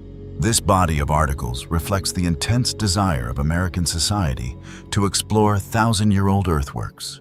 The second layer is the way mainstream academia handled these reports to prevent them from becoming evidence, confirming the existence of the Nephilim. Official scholars immediately established a defensive wall. They classified these news items as exaggerations. Measurement errors, confusion between ancient animal bones and human bones, or placed them in the category of notorious hoaxes intended to sell newspapers. Veteran archaeologists, most notably Cyrus Thomas of the Bureau of Ethnology of the Smithsonian Institution, devoted many years to studying the mounds. In the end, he published a conclusion establishing that these constructions belonged entirely to the ancestors of the indigenous peoples of North America, completely erasing the theory of a giant race. At this intersection, the battle to protect the truth becomes most intense. Mainstream academia defends the view that assigning the mounds to giants is an act that diminishes the great capacity of indigenous culture. Modern fact-checking organizations repeatedly extinguish internet rumors that the Smithsonian Institution secretly destroyed thousands of skeletons. They establish that the stories circulating today are only products of fake images, satirical websites, or a mixture of 19th century journalism and modern imagination. However, through the investigative lens of this line of content, that lightning-fast dismissal still continues to stir the minds of those who long to seek the truth. Why did the old reports explode in such enormous numbers? Why did so many local files stretching across different states repeatedly record large jawbones, thick skulls, and above-standard sizes? Why did the artifacts said to have been handed over to research institutes become completely hidden from public view, never appearing in an open, transparent, and easily verifiable record? This is the moment when the phrase "hidden" carries a far broader and more refined layer of meaning. The act of concealment goes far beyond the image of a man standing in a dark basement and locking a chest containing remains. The cover-up campaign operates very smoothly through the system of academic classification. One skeleton is immediately labeled a mistake. One article is immediately stamped as exaggeration. One shocking discovery is immediately moved straight into restricted professional storage instead of being displayed before the public. One question is suffocated by complex academic terms. One theory is suddenly treated as a threat because it possesses the power to shatter a historical model that has been firmly established. Mainstream academia carries the responsibility of protecting a consistent timeline about human origins, biological evolution, cultural development, and the capabilities of ancient societies. The appearance of a giant race carrying DNA hybridized between the Watchers and human beings would collapse that entire theoretical framework from the root. It would force science to face Genesis chapter 6 again.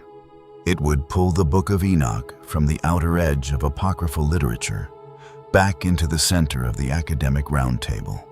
It would force experts to reread the history of North American mounds, indigenous traditions, 19th century reports, and every abnormal skeleton under an entirely new light. That is the core reason the Nephilim file creates extreme fear. completely overshadowing the threat from Azazel's storehouse of technology. Ancient technology can easily be legitimized as the natural evolutionary process of civilization. Metallurgy can be placed neatly into the Bronze Age.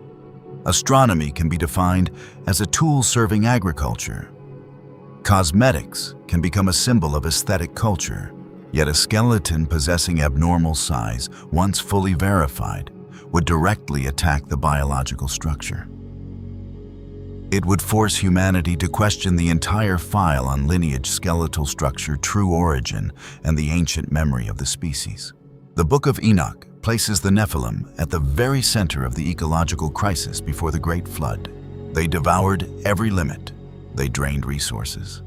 They brought overwhelming force upon human beings and all living creatures. The cry of the earth echoed because of ultimate corruption. In modern scientific language, this report describes precisely the behavior of an invasive species at a supernatural level. When a species possesses overwhelming strength, bottomless consumption needs, and a source that deviates from the natural standard, the entire ecosystem is immediately suffocated. This reality turns the Nephilim into a bridge connecting three fields: theology, biology, and archaeology. Through the theological lens, they are the bitter fruit of angels abandoning their sacred duties. Through the biological lens, they are the embodiment of a bloodline that broke the boundaries of creation. Through the archaeological lens, they become gigantic black shadows hidden behind reports of large bones and folk traditions. Through the moral lens, they become a sharp warning. When the desire of higher powers combines with the weakness of human beings, the consequence that is born will exceed the control of the entire world. At the same time, Western audiences need to face one obvious truth. Americans have long lived with the legend of giants in the mounds. Beginning in the 19th century, when farmers, road builders, settlers, and collectors of antiquities drove the first shovels into ancient mounds, newspapers immediately exploded with a series of stories about large bones. The repeated appearance of these reports proves that American society always clearly felt the presence of a great mystery beyond explanation sleeping beneath the mounds. The mounds themselves radiate an extremely mysterious aura. They were built according to complex geometric formulas. The system of works is closely linked with the movement cycles of the sun and the moon. Many mounds contain lavish burial rites, refined copper objects, mica shells, precious stones, and evidence of long-distance trade networks. When reports of giant bones appeared directly within this context, the public imagination automatically connected them with Genesis, the Nephilim, and the primeval world before the Great Flood. Mainstream academia chose the solution of returning the mounds to the proper framework of indigenous culture. The Enochic line of investigation fully respects this great legacy of indigenous peoples. Alongside that, it expands the issue with a sharp question. Did these ancient cultures labor to bury and preserve the memory of lines of people with abnormal forms? Leaders of gigantic stature or beings with different traits who once ruled the earth in the distant age. Every culture around the world preserves legends of giants, beings with endless hunger. Ancient bloodlines, bloody wars against strange races, and the destruction of these beings before the present world established its balance. The simultaneous appearance of these stories in many different lands proves that they function as a priceless archive of historical memory. The Book of Enoch provides a powerful decoding system for those fragments of memory. In this system, the Nephilim are the consequence of a global disaster that occurred before the Great Flood. They go beyond the borders of Canaan, Mesopotamia, or the narrow strip of the Middle East. If this ecological crisis devastated the entire Earth, the traces of the giants would certainly be carved deeply into the memory of every people. The North American continent immediately becomes a perfect investigation scene. The volume of stories, the density of excavation locations, and the system of questions are strong enough to form an independent and solid file. The Nephilim code goes far beyond the limits of a simple geographic map. It reigns in the calculated repetition of signs.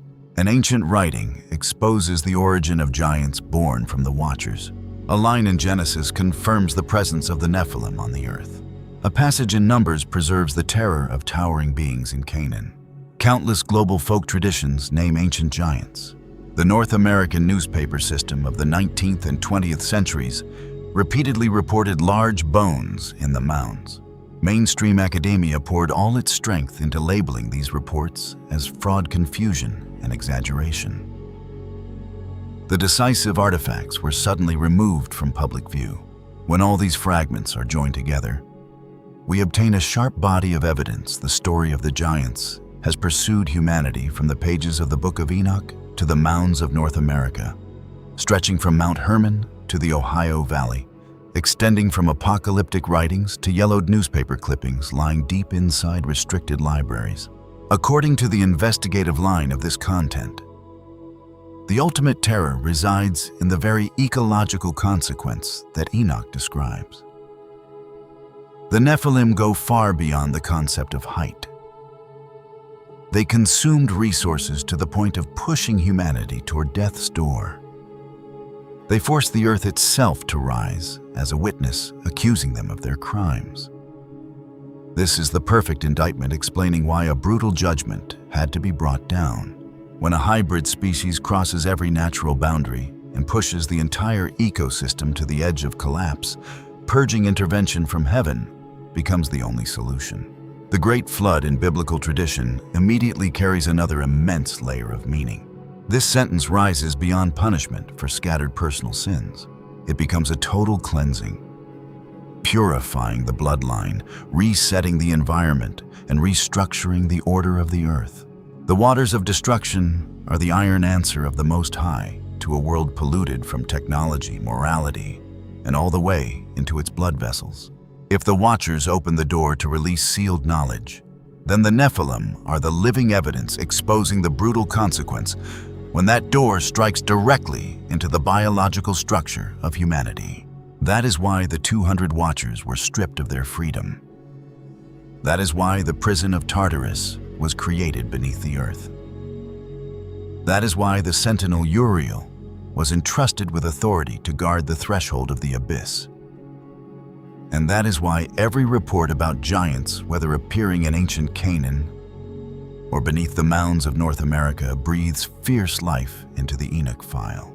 If the abnormal skeletons are in fact the products of journalism, this story will close in the library. However, if some portion of those artifacts are real remains, but were quietly reclassified by authorities, hidden away in sealed storage, and stripped of the public's right to verify them, then the Nephilim file is still waiting for the day it is fully opened. And if Enoch's testimony is the absolute truth, what humanity is facing is far greater than a debate about the height of a few ancient remains. The center of the investigation points straight to a shocking truth. Human history has been interfered with and manipulated from the outside at a far deeper level than what we have always been made to believe. From Mount Hermon, the Watchers poured down a rain of sealed knowledge. From forbidden hybridization, the Nephilim species punctured the ecosystem. From ancient mounds, stories of giant skeletons kept rising, then suddenly evaporating. And from museums' archives, academic reports, and official dismissals, a dense fog continues to cover the original question: what beings truly ruled the earth before our age? That is the core reason the Book of Enoch becomes an archive with the power to threaten authorities. The book provides coordinates leading straight down into the abyss. It names each member of the Watchers directly. It lists the leaked technologies. It sketches the Nephilim as a brutal biological and ecological catastrophe. And it turns the giant remains in North American archaeological memory into the most important link in the investigation of the true origin of human civilization. If the technological invasion exposes the deformation of civilization, then the Nephilim code exposes the collapse of the boundary of bloodline. One side manipulates social thought. The other side robs humanity of its future survival. From this fiery intersection, the Enoch file continues to pull our minds straight into a life or death question. When the Nephilim pushed the earth into a state of collapse, what supreme method did the Most High activate to lock down the crisis? And why do their souls, unable to ascend, continue to sow terror throughout the world after the Great Flood? The Great Flood, the biological cleansing protocol. Beginning from the decoding of the Nephilim code and the series of hidden giant remains, the Enoch file pulls our minds directly to the greatest breaking point of the pre-flood world. After the descent of the Watchers, after Azazel spread the arts of metallurgy, weapons, cosmetic craft, and the system for manipulating signs in the heavens, the most devastating consequence pierced through the social outer shell and drove its roots straight into the blood vessels of humanity. The Nephilim run as a hybrid species that exceeded every pattern of creation. They carried overwhelming strength, extreme consumption needs, and an instinct to seize that went far beyond the Earth's ability to recover itself. The bloodthirst of the giants pushed the global ecosystem to the ultimate threshold of collapse. The surface of the Earth bent and groaned beneath the feet of these mutated beings. The Book of Enoch records that the anguished cry of the Earth echoed straight up to the highest heavens. The enormous mass of pollution born from hybrid bloodlines and the deathly technological system of the Watchers demanded a solution at the cosmic level. At the moment when every limit of endurance broke, the Most High issued a supreme command: activate the biological cleansing protocol. In the language of popular media, the Great Flood is often framed as a burst of wrath poured down upon purely moral sins. The Enoch file immediately tears open that narrow mold. The ancient author raises this event into a campaign of intervention on a global scale. The Great Flood plays the role of an ecological surgery, carrying the mission of fully resetting the genetic structure, the order of survival, and the future of the entire planet. This cleansing machine carried the task of cutting out from the root the malignant tumor that was eating away at the life force of the earth. Chapter 7 of the Book of Enoch clearly describes the scene in which the giants consumed every product of human labor. When the food supply was exhausted, they immediately turned to slaughtering humanity itself, then spread death to birds, wild animals, reptiles, fish, and the entire ecosystem. This is truly a realistic report of an extinction-level disaster. A different species appeared, grew at a brutal speed, and absorbed resources far beyond the regeneration rate of Mother Earth. Human beings, animals, food sources, and harvests were all pulled into the bloody pressure spiral created by the Nephilim, the core target of the waters of judgment, aimed straight at the genetic system that had been polluted. The Nephilim carried within themselves a different hybrid bloodline, mixed between the heavenly essence that had rebelled and earthly flesh. Their existence threatened to swallow completely the original gene pool of humanity. To protect the original species, that mutated reproductive system had to be erased completely from the face of the earth. This detail raises Noah's role to a level of historic importance. Genesis chapter 6 describes Noah as righteous, perfect in his generation, and walking with God. Through the lens of the Enochic interpretive line, the phrase perfect in his generation is the seal confirming the absolute purity of his bloodline. Noah rises as the one who holds the original design of creation, carrying within himself a genealogy completely immune to the pollution from the Watchers. The Most High's choice of Noah carried life or death meaning on both the biological and moral levels. He maintained righteousness before God, while also becoming the lifeboat preserving the original bloodline. His family stepped onto the vessel as the purest representatives of humanity, fully qualified to pass through the rage of the ocean. Noah rises beyond the role of a mere survivor. He plays the role of chief architect, entrusted with the mission of re-establishing the future generation. The Ark of Gopher Wood becomes a gigantic seed storage chamber. It protects the most complete genetic codes, Noah, his family, the selected living creatures, and the reproductive order that will continue to multiply after the waters withdraw. Outside is the raging water cleansing the earth. Inside is the preservation chamber of the future. Every seed of life is kept safe inside a sealed structure floating on the surface of the waters, completely separated from the old world being dismantled. Alongside the purging of bloodlines, the Great Flood operated like a machine crushing the remains of ancient technology. The crafts taught by Azazel and the Watchers had taken deep root in pre-flood society. Smelting furnaces, weapon forges, armories, ritual temples, cosmetic centers, and systems that manipulated desire through images. When the pillars of water rose high, the entire infrastructure of the civilization that had been forced to ripen through those dark techniques was immediately pulled into a brutal cleansing process. The enormous pressure of the waters crushed every arrogant structure of the old world. The smelting furnaces that once burned under human hands sank beneath mud and stone.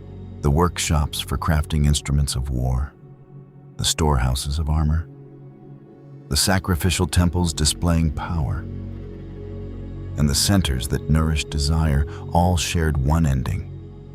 They were completely cut off from the new stream of history that Noah would open. Mud and alluvium closed the dark era, burying destructive inventions deep beneath the sediment of judgment. The earth entered a perfect restart. The great waters revealed the power of a cosmic cleansing solvent. They washed clean the bleeding wounds on the surface of the earth left behind by the giants and the technology of the Watchers. 40 days and nights of heavy rain marked the standard period for the ecosystem to complete the cleansing process. Genesis records that the waters rose, the ark floated upward, and finally came to rest safely on the mountains of Ararat. That image carries tremendous weight. The old world vanished beneath deep waters. A small chamber of life was preserved intact. When the ark touched the mountain peak, it was the announcement confirming that the new order had found its first foothold. The waters receded, giving way to new ground. Noah stepped out of the ark with his family and the preserved living creatures. The Most High established the covenant of the rainbow, engraving a radiant band of color upon the clouds as confirmation that a new era of history had officially begun. The rainbow rises beyond the meaning of mercy. It seals the brilliant success of the greatest ecological surgery in history. The earth had been washed clean, the original bloodline had been preserved, and the order of survival had been restarted from the purest nucleus. However, the power of the waters could only reach the limits of fleshly structure. The gigantic bodies of the Nephilim shattered beneath the crushing weight of judgment. The hybrid blood stopped flowing in the physical world. Their brutal rhythm of life was completely extinguished. The Great Flood had excellently completed the task of cleaning away the biological shell, erasing a mutated species that once threatened to devour all humanity. And yet the Book of Enoch forces the story to continue. At the very moment when the fleshly forms of the Nephilim sank beneath the deep mud, the soul portion carrying their mixed nature immediately entered an entirely new state. The Nephilim were the biological crystallization between the Watchers and the daughters of men. The material part belonged to the earth, but the spiritual part carried the strong mark of the angelic order that had rebelled. When the bodily shell was crushed, that mass of soul energy left the body and took the form of a purely spiritual entity. According to the Enochic tradition, this phenomenon is the embryonic origin of the evil spirits wandering upon the earth after the Great Flood. This detail provides a sharp decoding of the greatest paradox in spiritual history. The Great Flood thoroughly solved the biological part, but it opened the door to a more intense spiritual war. The Nephilim lost their visible outer shell, but their dark power continued to surround the world. These beings who had cast off the flesh continued clinging to humanity. They became the source of mental disturbance, the stirring of desire, the ignition of violence, the spreading of addiction, obsessions, and schemes of spiritual seduction in the New World. The Enoch file gives a direct answer to a 1,000-year question once the Watchers had been tightly imprisoned in Tartarus, and the Nephilim had been swallowed by the ocean. Why did evil spirits continue to rage in Noah's world? The answer lies entirely within the hybrid nature of the Nephilim. Water had the power to destroy their physical bodies, but the soul portion, rooted in the Watchers, possessed the ability to survive in the form of spiritual energy. Humanity officially stepped onto a new battlefield. Before the Great Flood, the danger stood towering before human eyes in a bloody, gigantic body. After the Great Flood, the danger slipped into the mind, moved through desire, manipulated dreams, activated fear, and dug deeper into the empty spaces of the soul. The Great Flood established a perfect double boundary. On the visible front, it cleansed the bloodline, recreated the environment, and cleared away the infrastructure of the misguided civilization.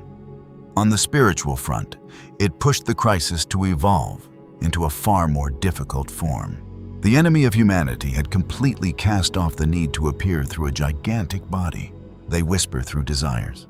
They stir up pride. They distort faith. They draw human beings back toward the very bodies of knowledge the Watchers once spread. Ultimate power, demonic enchantments, corrupted astrology rituals of idol worship, and technological systems separated from morality. The waters of destruction played the role of a perfect biological cleansing protocol. But they were only the starting marker of a long war.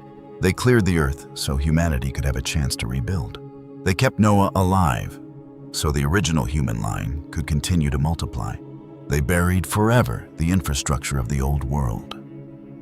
They closed the fleshly era of the Nephilim, but at the same time, they exposed a brutal truth.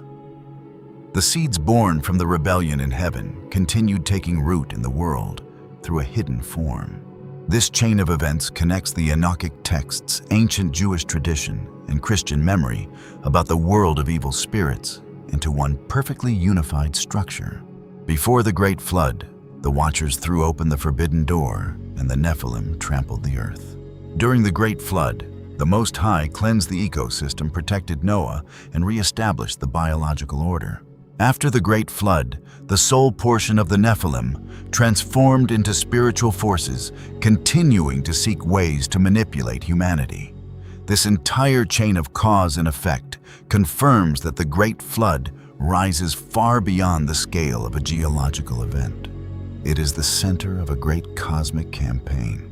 One front handles visible pollution. The other front opens the battle of the mind that continues throughout the full length of history after Noah. Under that sharp lens, the familiar details in Genesis suddenly become strangely deep.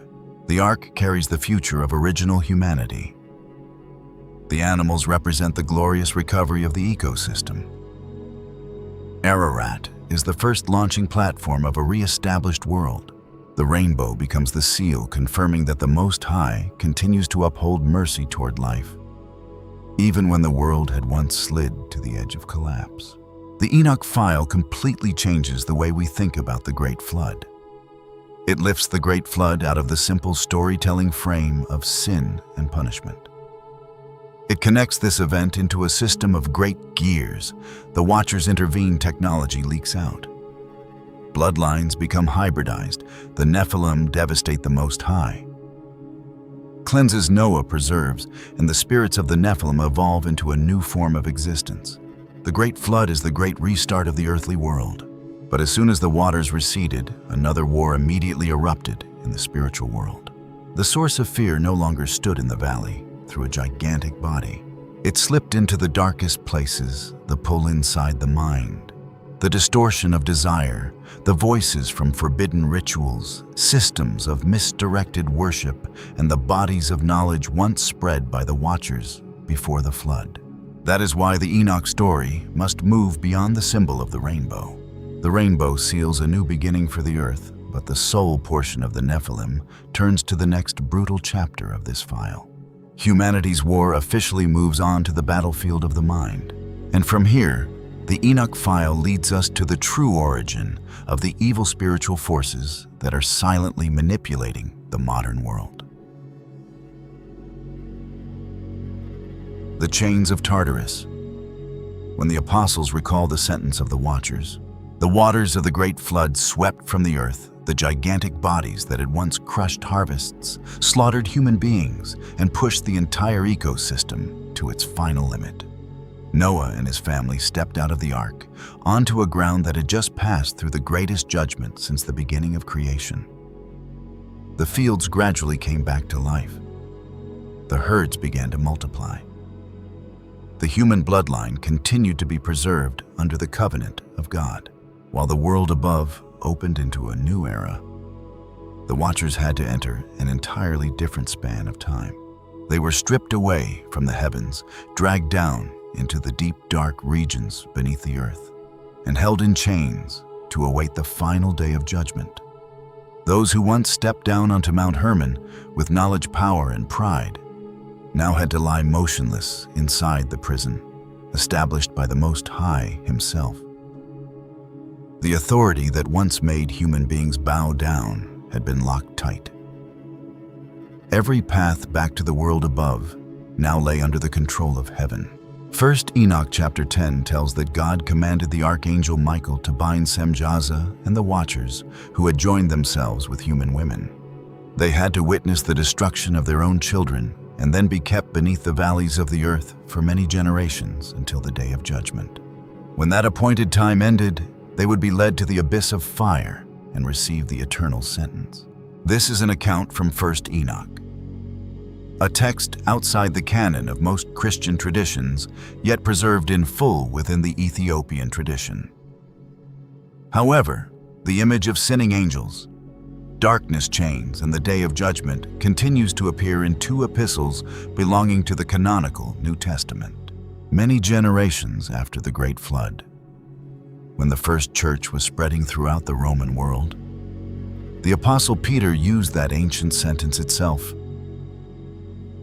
to warn those who were exploiting faith as a tool to serve desire and greed. 2 Peter chapter 2 opens in a highly tense setting. False teachers had slipped into the communities of believers, bringing attractive teachings, promises of freedom, and a loose way of life beneath the covering of religion. They used smooth speech to profit from others. They despised sacred authority and pulled their listeners away from the righteous path. Peter answered by opening the judgment file of history. He mentioned the sinning angels first. Next came the ancient world in the time of Noah. Then he brought the reader to Sodom and Gomorrah. These three events stand across many ages, but they all follow the same principal: power, position, and wealth. All fall under judgment when they are used to tear apart the order God has established. 2 Peter chapter 2 verses 4 and 5 declares that God delivered the sinning angels into the chains of Tartarus, keeping them for the day of judgment. And at the same time, he protected Noah, the preacher of righteousness, when the flood came over the ancient world. The author places the imprisonment of the angels directly before the Great Flood, forming a sequence of events very close to the order found in the Enochic tradition. In the original Greek, Peter uses the verb tartarosos. This word means to cast down into Tartarus, or to imprison in Tartarus. This is the only time this verb appears in the entire New Testament. This choice of wording carries great weight. The Greeks and Romans were familiar with Tartarus through ancient stories about a prison lying deep beneath the world of the dead. In the Greek imagination, the Titans who once fought against the gods were thrown into that deep region and kept under guard after their rebellion. Peter receives a term that Greek-speaking readers could recognize immediately, then places it under the judgment authority of God. Tartarus, in Peter's letter, belongs to a system completely under the governance of the Most High. He issues the sentence. He delivers the offenders into the place of imprisonment. He determines the term. The final day of judgment is also fixed by him. This image brings the Watchers down to the lowest position after their rebellion. On Mount Hermon, they had once stood in ranks and sworn together to complete their plan. They chose human women, spread restricted knowledge, and created a generation of Nephilim carrying destructive strength. In Tartarus, all that coordination comes to an end. Each watcher must wait in darkness, bear the weight of the sentence, and remember every consequence their rebellion caused. The chains here express absolute control. Human iron can rust underwater, break under force, or melt in a furnace. The chains of Tartarus belong to a sacred judgment. They lock down the range of activity of beings who once possessed power far beyond humanity. From the moment the sentence was issued, the watchers were left with only the right to wait. Peter's wording also clearly distinguishes present imprisonment from the final sentence in the future. Tartarus functions as a prison awaiting trial. The sinning angels have been arrested, but the great day still lies ahead. When that moment arrives, judgment will move from temporary confinement to eternal outcome. This image corresponds closely with 1 Enoch chapter 10. The Enochic text tells that Semjaza and his accomplices were bound in the valleys of the earth until the sentence was completed. After the time of waiting, they would be led to the abyss of fire and the place of long-lasting punishment. Peter uses that story with a very practical purpose. He is speaking to communities of believers who must face people with verbal power, the ability to persuade, and the skill to use religious language for personal gain. A false teacher may stand before the congregation in solemn clothing, quote familiar Bible verses, and create a feeling of safety. Behind the pulpit, he seeks to control money, exploit trust, or turn forgiveness into a license to serve his own desire. Peter pulls down the curtain with a very cold image. The angels who once lived near the glory of God were still cast into Tartarus when they betrayed their mission. A person's position in a religious community will also lose all value when his actions lead others into destruction. After Peter's testimony, the letter of Jude brings the sentence of the watchers even closer to the story on Mount Hermon. Jude is writing to believers who had to face a group of people secretly infiltrating the community. These people turned grace into an excuse for loose living, rejected the authority of the Lord Jesus, and despised the moral boundaries entrusted to the church. To describe their end, Jude recalls 3 rebellions: the people of Israel, who had been rescued from Egypt and then lost faith in the wilderness; the angels who abandoned their assigned position; and the cities of Sodom and Gomorrah, which pursued distorted desire. In verse 6, Jude writes that the angels abandoned their domain of authority and the dwelling place that belonged to them. God keeps them in darkness under enduring chains to await the judgment of the great day. Every phrase in this verse touches directly upon the sin of the watchers. They had once been given a position. They had once had a dwelling place. They had once received a responsibility belonging to the heavenly order. Their fall began when they stepped out of that boundary by their own will. In the Enochic tradition, the watchers were assigned the task of observing and preserving. Instead of protecting human beings, they took possession of women, created a hybrid bloodline, and used heavenly knowledge to increase their influence on the earth. The power given to them for service became a tool of domination. Jude describes that sin through the act of abandonment. The boundary between heaven and earth was established by the Creator to maintain order. Every living being has a position, a task, and a range of action. The watchers crossed the boundary by their own will, carried their desires into the human world, and brought with them a chain of consequences that reached all the way to the great flood. The sentence answers the sin precisely. They abandoned their dwelling place in heaven, so they had to receive a dwelling place in darkness. They broke the boundary entrusted to them, so they were locked inside a tighter boundary. They used freedom to create chaos, so freedom was taken away until the day of judgment. That structure shows that the judgment of God is purposeful and proportionate. Each part of the punishment faces one part of the rebellion directly. The letter of Jude also creates a clearer connection with the Enochic tradition when it calls Enoch the 7th from Adam and cites the prophecy that the Lord comes with countless holy ones to execute judgment.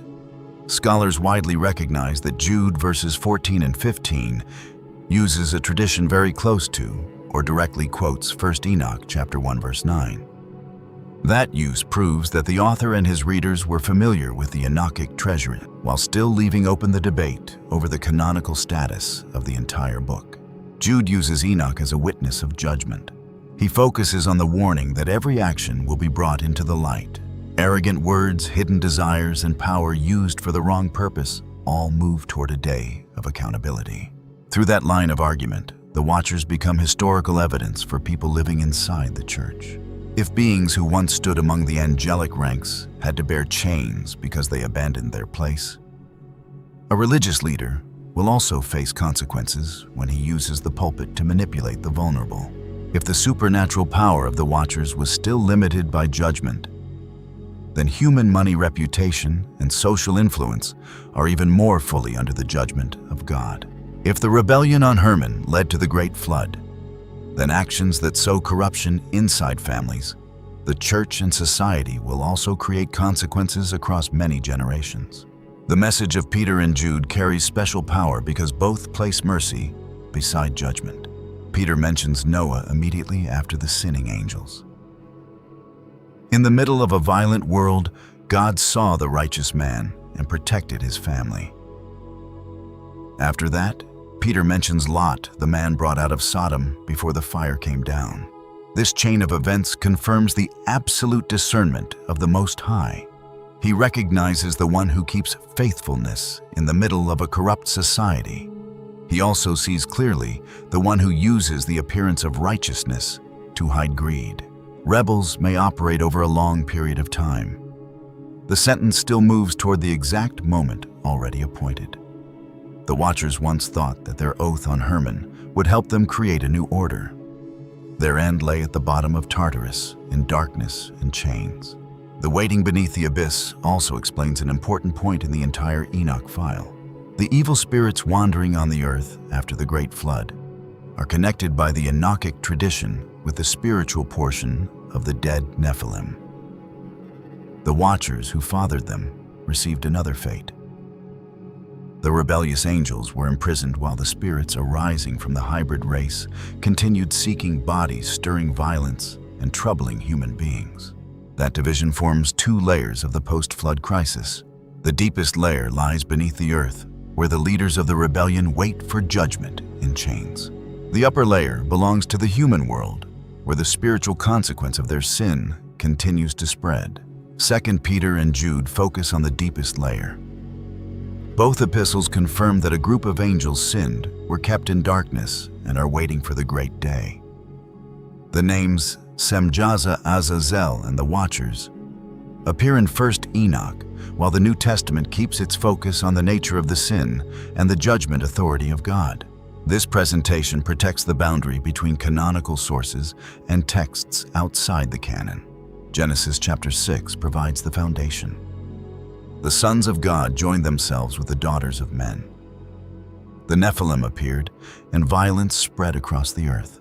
1st Enoch expands the story with the names of the Watchers, the oath at Hermon, the kinds of knowledge that were taught, and the detailed sentence given to each leader. 2 Peter and Jude bring the image of the sinning angels back into the New Testament, using their imprisonment as evidence that rebellious power always moves toward judgment. The three layers of text connect with one another through an easy-to-recognize chain of events. Angels cross the boundary, the world becomes polluted. The Great Flood comes down, Noah is preserved, and those who began the rebellion are held for the day of judgment. The chains of Tartarus therefore become the seal of justice. They confirm that the cleansing of the Great Flood took place under a larger plan. The waters handled the corruption on the surface. The prison handled the forces that had activated that corruption. Noah carried life through the judgment, while the Watchers were pulled out of the stream of history and locked beneath. This principle touches very specific decisions. A director may approve an addictive product because the next quarter's profits are under pressure from shareholders. A technology expert may know that his algorithm is pushing children into harmful content, but the year-end bonus makes him remain silent. A pastor may use the respect of the community to control the money, families, and reputations of those who place their trust in him. A father may secretly alter his will. to give most of his property to the child who knows how to please him, then leave behind years of conflict after the funeral. Each person in those situations stands before a boundary. The Watchers cross their boundary on Mount Hermon. Modern human beings often cross the boundary through a signature, a lie, a contract, or a decision made behind closed doors. Peter and Jude remind the reader that power always comes with responsibility. The higher the position, the farther the consequences of betrayal spread. A fallen angel can pull an entire generation into disaster. The head of an organization can also harm thousands of people when greed takes control of decision-making. Beneath all those warnings, one firm foundation still remains. God maintains control. The Watchers bear chains. Tartarus holds the offenders tight. The day of judgment has been appointed. Noah is protected. The righteous person is seen in the middle of a world full of chaos. The power of evil always has a limit, while the judgment of the Most High covers both the visible world and the deep abysses beyond human sight. However, that prison is still waiting for a final moment. The angels in Tartarus have not yet entered the completed stage of their sentence. Jude calls that moment the Great Day. Peter calls it the Day of Judgment. First, Enoch describes the moment when the offenders are led from the place of imprisonment to the abyss of fire. Across thousands of years, the chains have continued their task. And in the time of the Lord Jesus, a group of evil spirits in the region of the Gerasenes cried out with a plea that revealed the spirit world understands this place of imprisonment very clearly. When they saw him step onto the shore, they immediately recognized that the authority of judgment was standing before them. They begged him not to command them to go down into the abyss. That moment opens the next part of the file. Tartarus holds the sinning angels. The abyss makes evil spirits tremble. Both lie under the authority of the One, who can open the door, close the door, and bring each being to the exact place the sentence has prepared for them. Who truly guards the abyss? Uriel, Abaddon, and the angel holding the key. Tartarus tightens its chains around the rebellious angels. The abyss makes the demonic army called Legion tremble and fall before the judgment authority of the Lord Jesus. Those two terrifying images converge into one sharp reality. The spiritual world operates under a system of iron boundaries, with fortified prisons, appointed terms of sentence, and absolute authority controlling every door. The center of the file immediately turns straight toward the one standing guard at the threshold. When we open the pages of 1st Enoch, Uriel rises into view as a guiding angel. He escorts Enoch through the farthest regions of the world, exposes scenes beyond human understanding, and brings the prophet to the very place where rebellious beings are imprisoned. Chapter 20 identifies Uriel as one of the holy angels entrusted with authority over the world and over Tartarus. That declaration places in his hand a sweeping scepter of power, directly connecting the order of the earth with the prison prepared for the fallen powers. Uriel's role in the Book of Enoch carries the clear mark of a supervising commander.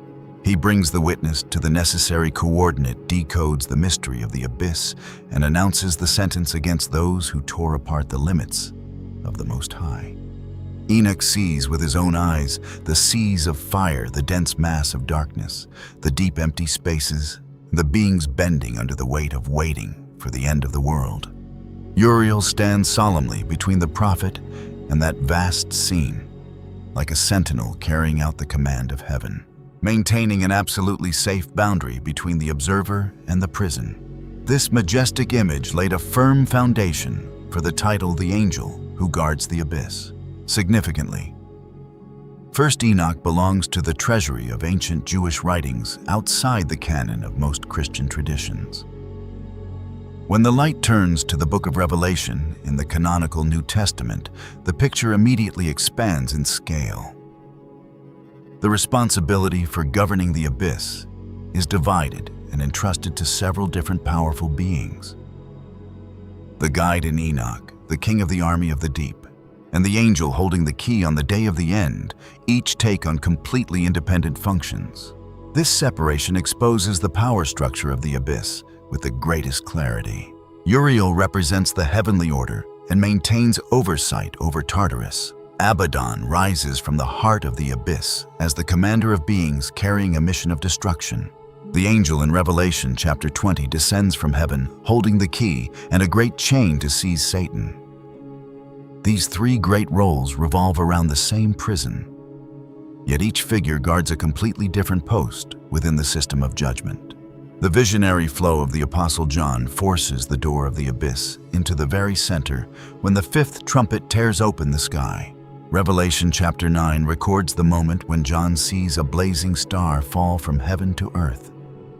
This being is handed the destined key that opens the path down into the heart of the abyss.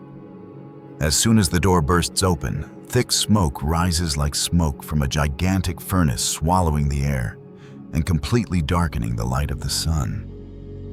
From that dense smoke, an army of locust-shaped beings pours out in waves. They carry a royal command to spread pain among those who lack the protective seal of God. The detail was given. The key holds decisive weight. The being in the vision exercises the right to open the door, based on a supreme authority that has entrusted the key to him. The door of the abyss operates by an iron command. The authority to decide over that door fully submits to the judgment program of God, overpowering every personal ambition of any angel or power. In the ancient world, the key was the absolute symbol of governing authority over a realm. The one who held the key decided who could enter and leave, determined the moment the door would open, and bore responsibility before the one who had granted that authority.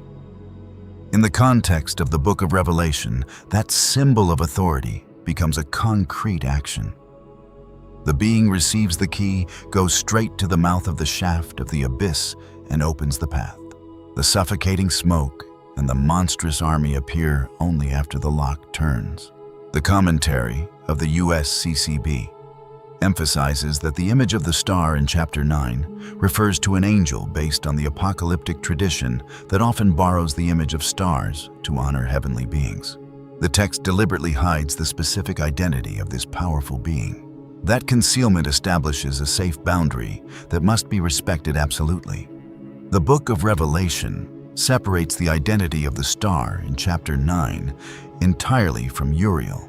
At the same time, the text draws a clear boundary with Abaddon. Every effort to mold these three identities into one would shatter the perfect structure the author carefully arranged. The star receives the key and throws open the door. Abaddon rules the army rising from beneath the earth. The angel in chapter 20 uses that same key to imprison Satan in the abyss. These three actions establish three separate moments in the sentence opening, in order to bring down a plague commanding the destructive force and closing again to lock away the deceiver of the nations. Immediately after the locust army floods the earth, John reveals the identity of their commander. Revelation chapter 9 verse 11 engraves the portrait of a ruling king bearing the title of the Angel of the Abyss. His Hebrew name is Abaddon, while the Greek language calls him Apollyon. Both names are locked tightly to the meaning of destruction. Abaddon represents ruin, while Apollyon is the embodiment of the destroyer. Abaddon steps directly into the vision in the form of a warlord. He leads a force imprisoned in the abyss, waiting for the appointed moment when it is permitted to enter the battlefield. That army carries a form pieced together from countless elements that spread terror bodies. Powerful like war horses arranged for battle faces. Bearing human features, sharp teeth like those of lions, iron breastplates enclosing the chest and tails filled with venom like scorpions. The sound of their wings echoes like thousands of chariots rushing thunderously into battle. The Book of Revelation summons a rapid and vivid language system to communicate the power, terror, and destructive scale of the plague. These beings are given authority to spread pain for a carefully measured period of time. They obey strict orders concerning their targets. Grass plants and those who carry the protective seal of God are placed beyond their reach. Every detail repeatedly affirms one truth. Even the bloodthirsty army of Abaddon must bow and operate within limits appointed from heaven. Abaddon rules the beings in the heart of the abyss, yet his power always submits to the restraint of the Most High. He commands an army.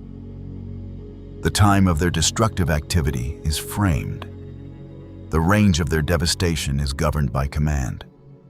The vision locates Abaddon as an instrument of destruction, employed within the process of judgment rather than as an equal opponent of God. This separation of authority carries great theological weight. Ancient myths often painted the world as a chessboard contested by equal powers, where order and chaos battled toward an uncertain outcome. The Book of Revelation shatters that illusion. The abyss has a king, but the key forever belongs to heavenly authority. The army below spreads terror, but its duration has been clearly measured. Abaddon bears the name Destroyer, but every move he makes remains inside the framework of the sentence. Supreme authority forever rests in the hand of the one who determines the moment the abyss opens and the moment the door slams shut again.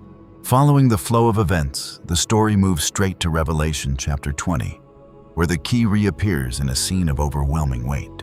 John sees an angel descending from heaven. This angel holds in his hand the key of the abyss and a great chain.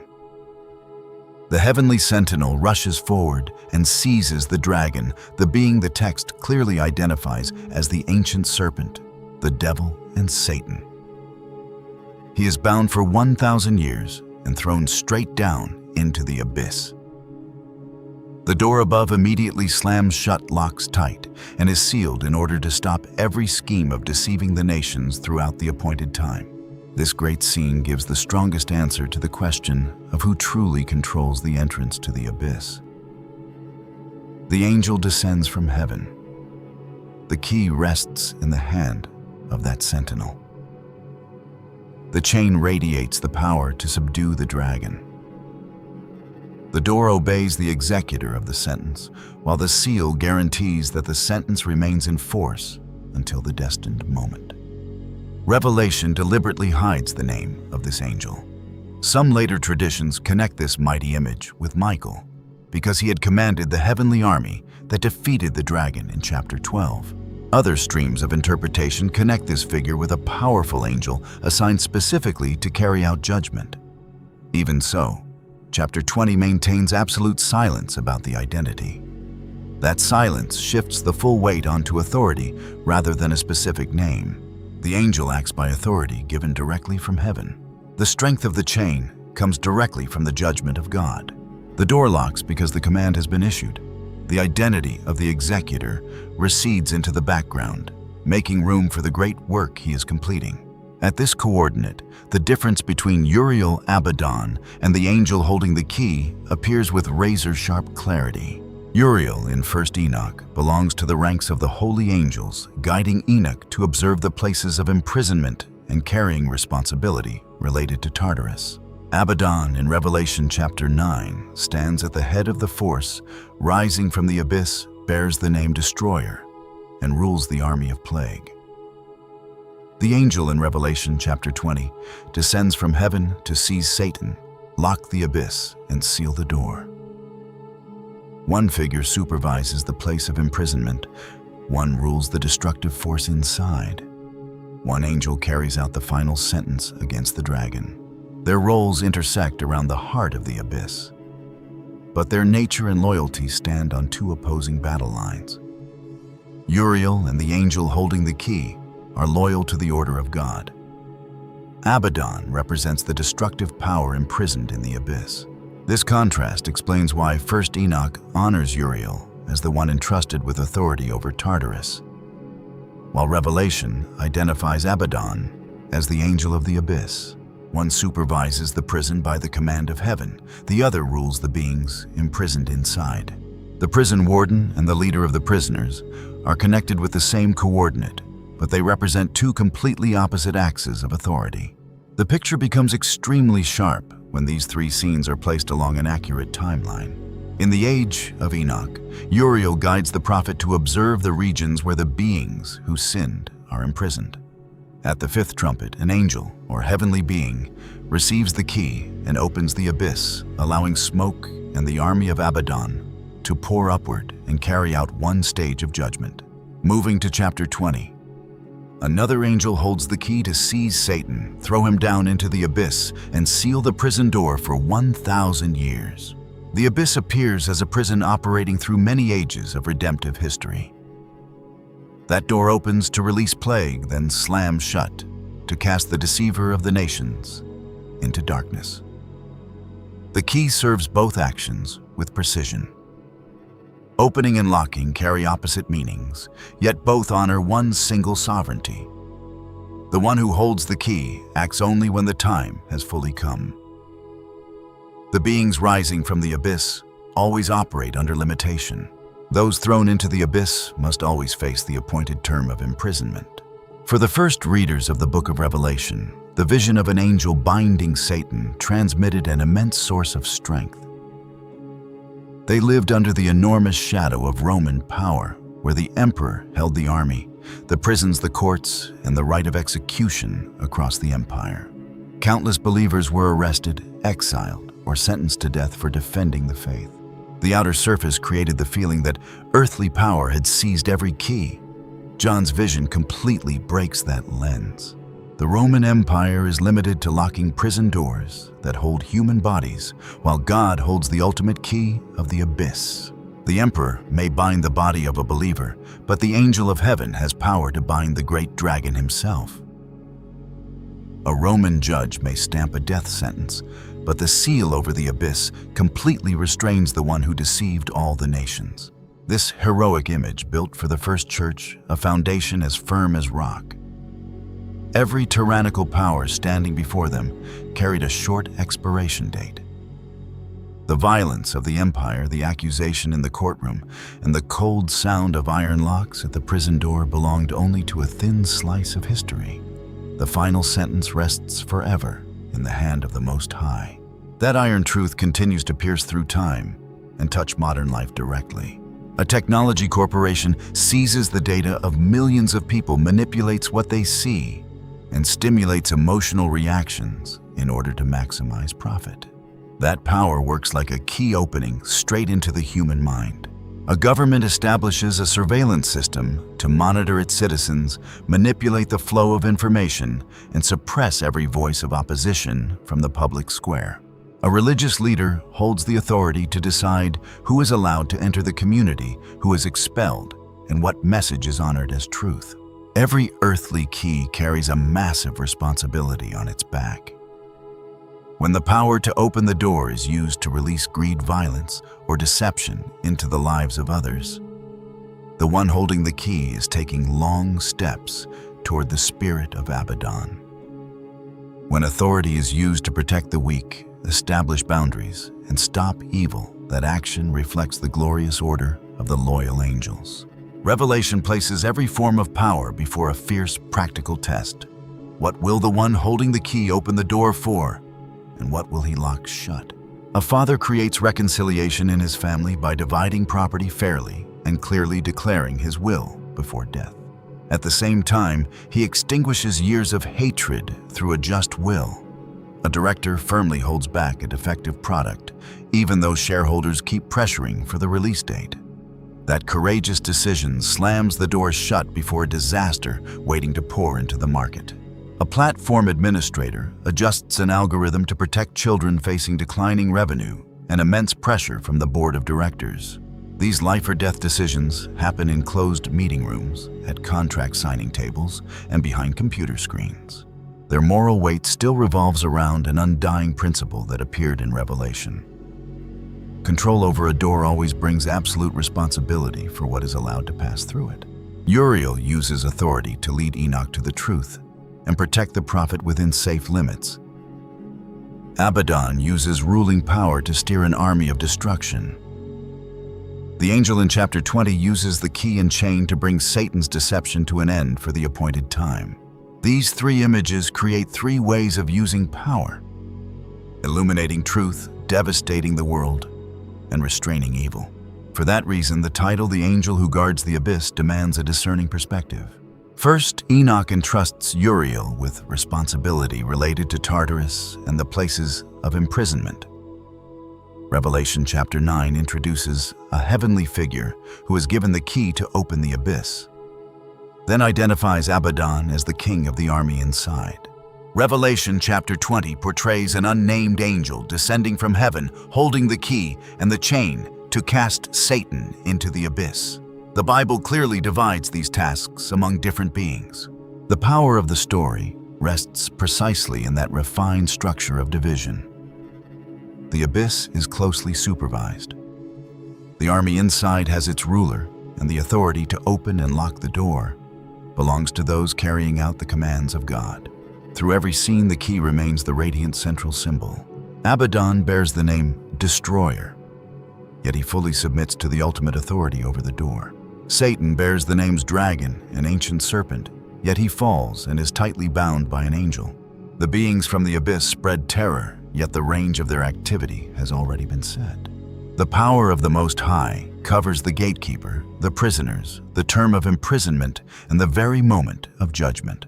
Therefore, the question, who truly guards the abyss, leads to a truth deeper than the name of any angel. Uriel is connected with Tartarus in 1st Enoch. Abaddon rules the destructive force from the abyss in Revelation. The unnamed angel of chapter 20 holds the key and the chain. Enthroned above them all is the one who gives the key, sets the time, and issues the sentence. The abyss always operates as a prison governed by the judgment system belonging to God. The door opens according to his command. The chains tighten according to his verdict. The seal remains in absolute force until the moment he has appointed.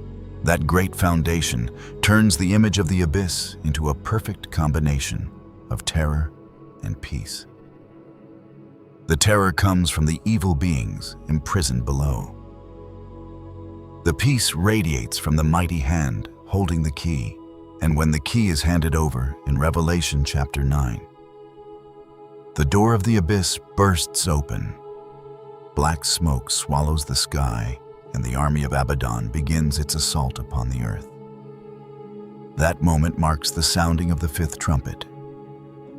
The sentence shifts from waiting into violent action. The powers once locked in darkness now step out into the light, carrying with them a plague that John names with one short and razor-sharp word, woe. The key is only given by command. Uriel supervises Tartarus in 1st Enoch. Abaddon commands the army deep beneath the abyss. The angel descending in Revelation chapter 20 carries a chain powerful enough to subdue the dragon. However, that entire system of authority converges around an object far smaller than the abyss, the locust army, or the gigantic form of Satan. The key, Revelation chapter 9, chooses an extremely precise expression. The star that falls from heaven to earth does not possess the right to open the abyss by itself. The key is given directly into that being's hand. The act of granting authority appears before the moment the door bursts open, placing everything that follows under a command already issued from heaven. This brief detail locks down every speculation about an abyss operating independently. The abyss has an entrance. That entrance is controlled by a lock. The lock only operates when the key is given to the one carrying out the assigned task. The smoke, the locust army, and Abaddon must wait on the other side of the door until the exact appointed moment. In Revelation chapter 9, John writes that the star was given the key to the shaft of the abyss. That being turns the key, opens the passage, and smoke from a gigantic furnace rolls straight up into the sky. Chapter 20 presents the key again in the hand of another angel descending from heaven, this time accompanied by a heavy chain. The angel seizes the dragon, binds him, throws him down into the abyss, shuts the door above him, and places a seal upon it. The two scenes use the same symbol to describe two opposite actions, opening the abyss to carry out a plague and locking the abyss to imprison the deceiver of the nations. Imagine the key in John's vision taking the shape of a solid metal object, heavy in the angel's palm. Its shaft extends outward, the bit is cut with deep grooves, and the handle is wide enough for the hand to grip tightly before turning the entire mechanism inside the door. Revelation does not provide the specific size or material of the key. However, readers living in the Roman world understood very clearly the weight that this image carried. Roman keys that still survive in museums were made from iron bronze or bronze alloy, used for doors, chests of valuables, and spaces that required strict control. An artifact from the 1st century to the 3rd century, now kept at the Metropolitan Museum, combines bronze alloy with iron, showing that a key was both a mechanical tool and a visible sign of ownership and the right of entry. In the Roman world, the one holding the key controlled the door. The homeowner kept the key to the treasury. The manager kept the key to the storage room. The guard kept the key to the prison cell. When the key passed into another hand, the authority of management moved with it. John uses that very language of power to explain the abyss. The star in chapter 9 receives the key because the task of opening the abyss has been assigned. The angel in chapter 20 carries the key because the command to imprison Satan has reached its moment of execution. Both operate the door by authority that comes from God. The key confirms that the executor of the sentence has been granted authority while also limiting his action to the exact task he holds in his hand. The picture continues to expand through the 2 remaining objects, the chain and the seal. The lock controls entrance and exit. The chain controls the prisoner. The seal guarantees the authority that has closed the door. These 3 layers of protection connect tightly, forming a complete system of imprisonment. The prisoner is first subdued, then thrown into an isolated region. The door is locked tight, and a mark of authority is placed on the outside to warn every hand that intends to interfere. For Roman readers, chains carried a very direct meaning. The empire used leg irons, iron rings, and chains to restrain the movement of prisoners, escort the condemned, and maintain control inside narrow stone rooms. The chain in Revelation chapter 20 is described as great or heavy, matching the scale of the task the angel is about to carry out. This time the prisoner bears the names Dragon, Ancient Serpent, Devil, and Satan. He once deceived the nations, stirred up the empire against the people of God, and stood behind the power of the beast. When the angel descends, that entire terrifying reputation is immediately forced into a sequence of decisive actions. The angel rushes forward, seizes the dragon, tightens the chain around him, and throws him straight down into the abyss. John does not describe a long battle between 2 equal forces. The angel carries out the arrest warrant. The dragon becomes the prisoner. The chain locks down the one who once bound the nations through deception.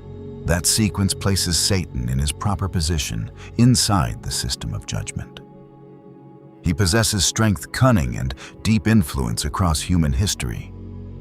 But all that power immediately reaches its limit when the command from the throne of God comes down.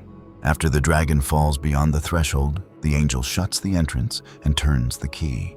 The sound of the lock closing marks the end of one stage of deception. The stone door lies still above the abyss. Satan is separated from the nations. The distance between the prisoner and the outside world is sealed shut by an authority before which he is completely powerless. However, Revelation adds one final action. The door is sealed.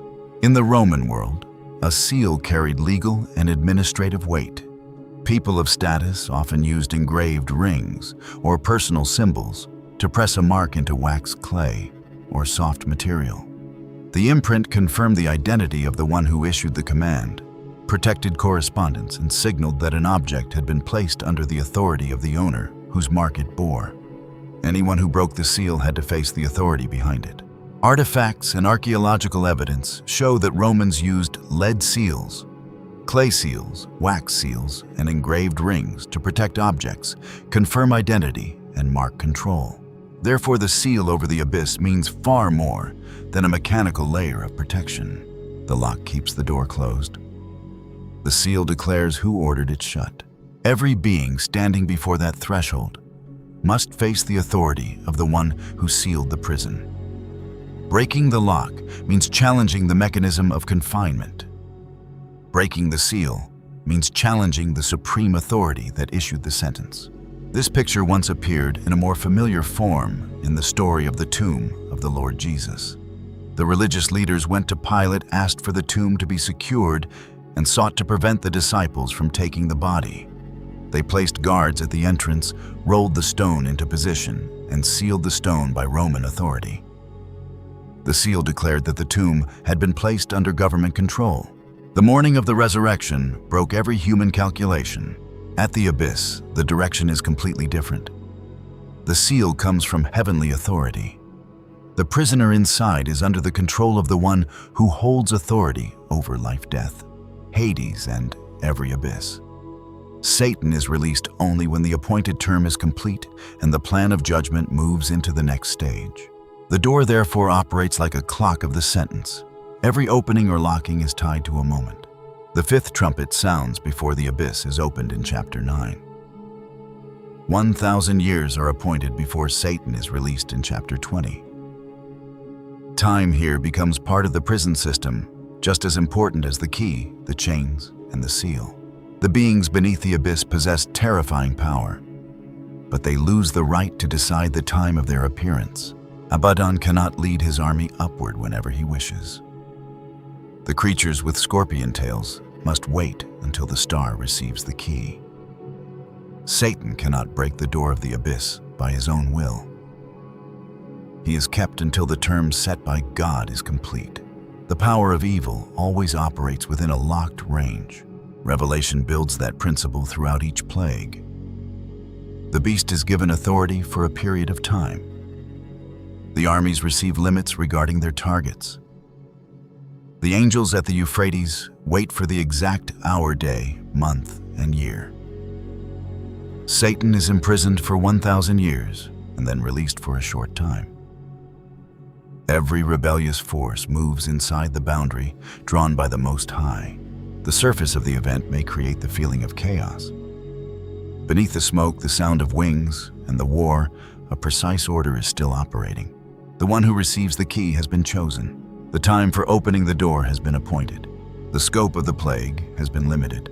The day of closing the door is also already within the plan.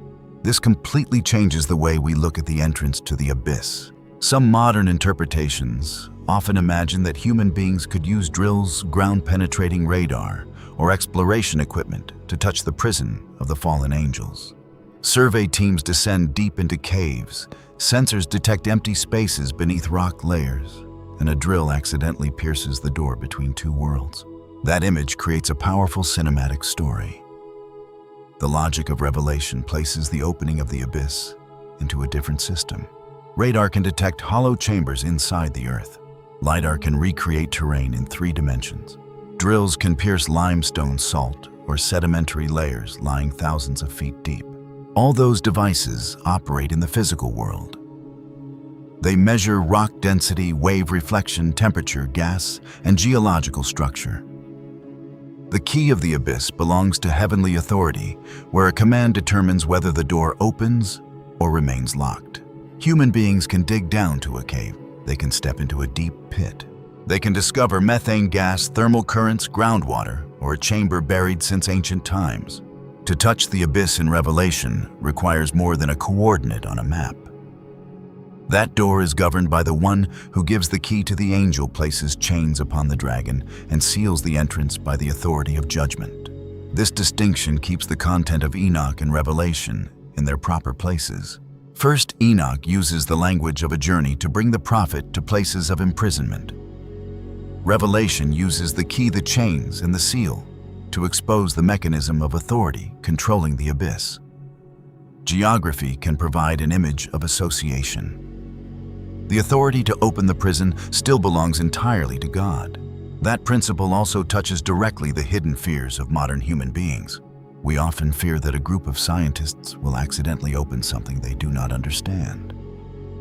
A laboratory could create a being beyond control. An artificial intelligence system could expand its own access. A military project could activate a weapon that even its creators lose the ability to stop. Those fears come from very real experience. Human beings often build tools before building enough discipline to control the consequences. The abyss operates according to a higher order. The key is not on the desk of an engineer, inside the vault of a government, or within the control room of a technology corporation.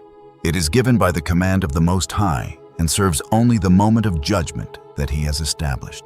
That makes the image of the key a source of peace inside a terrifying vision.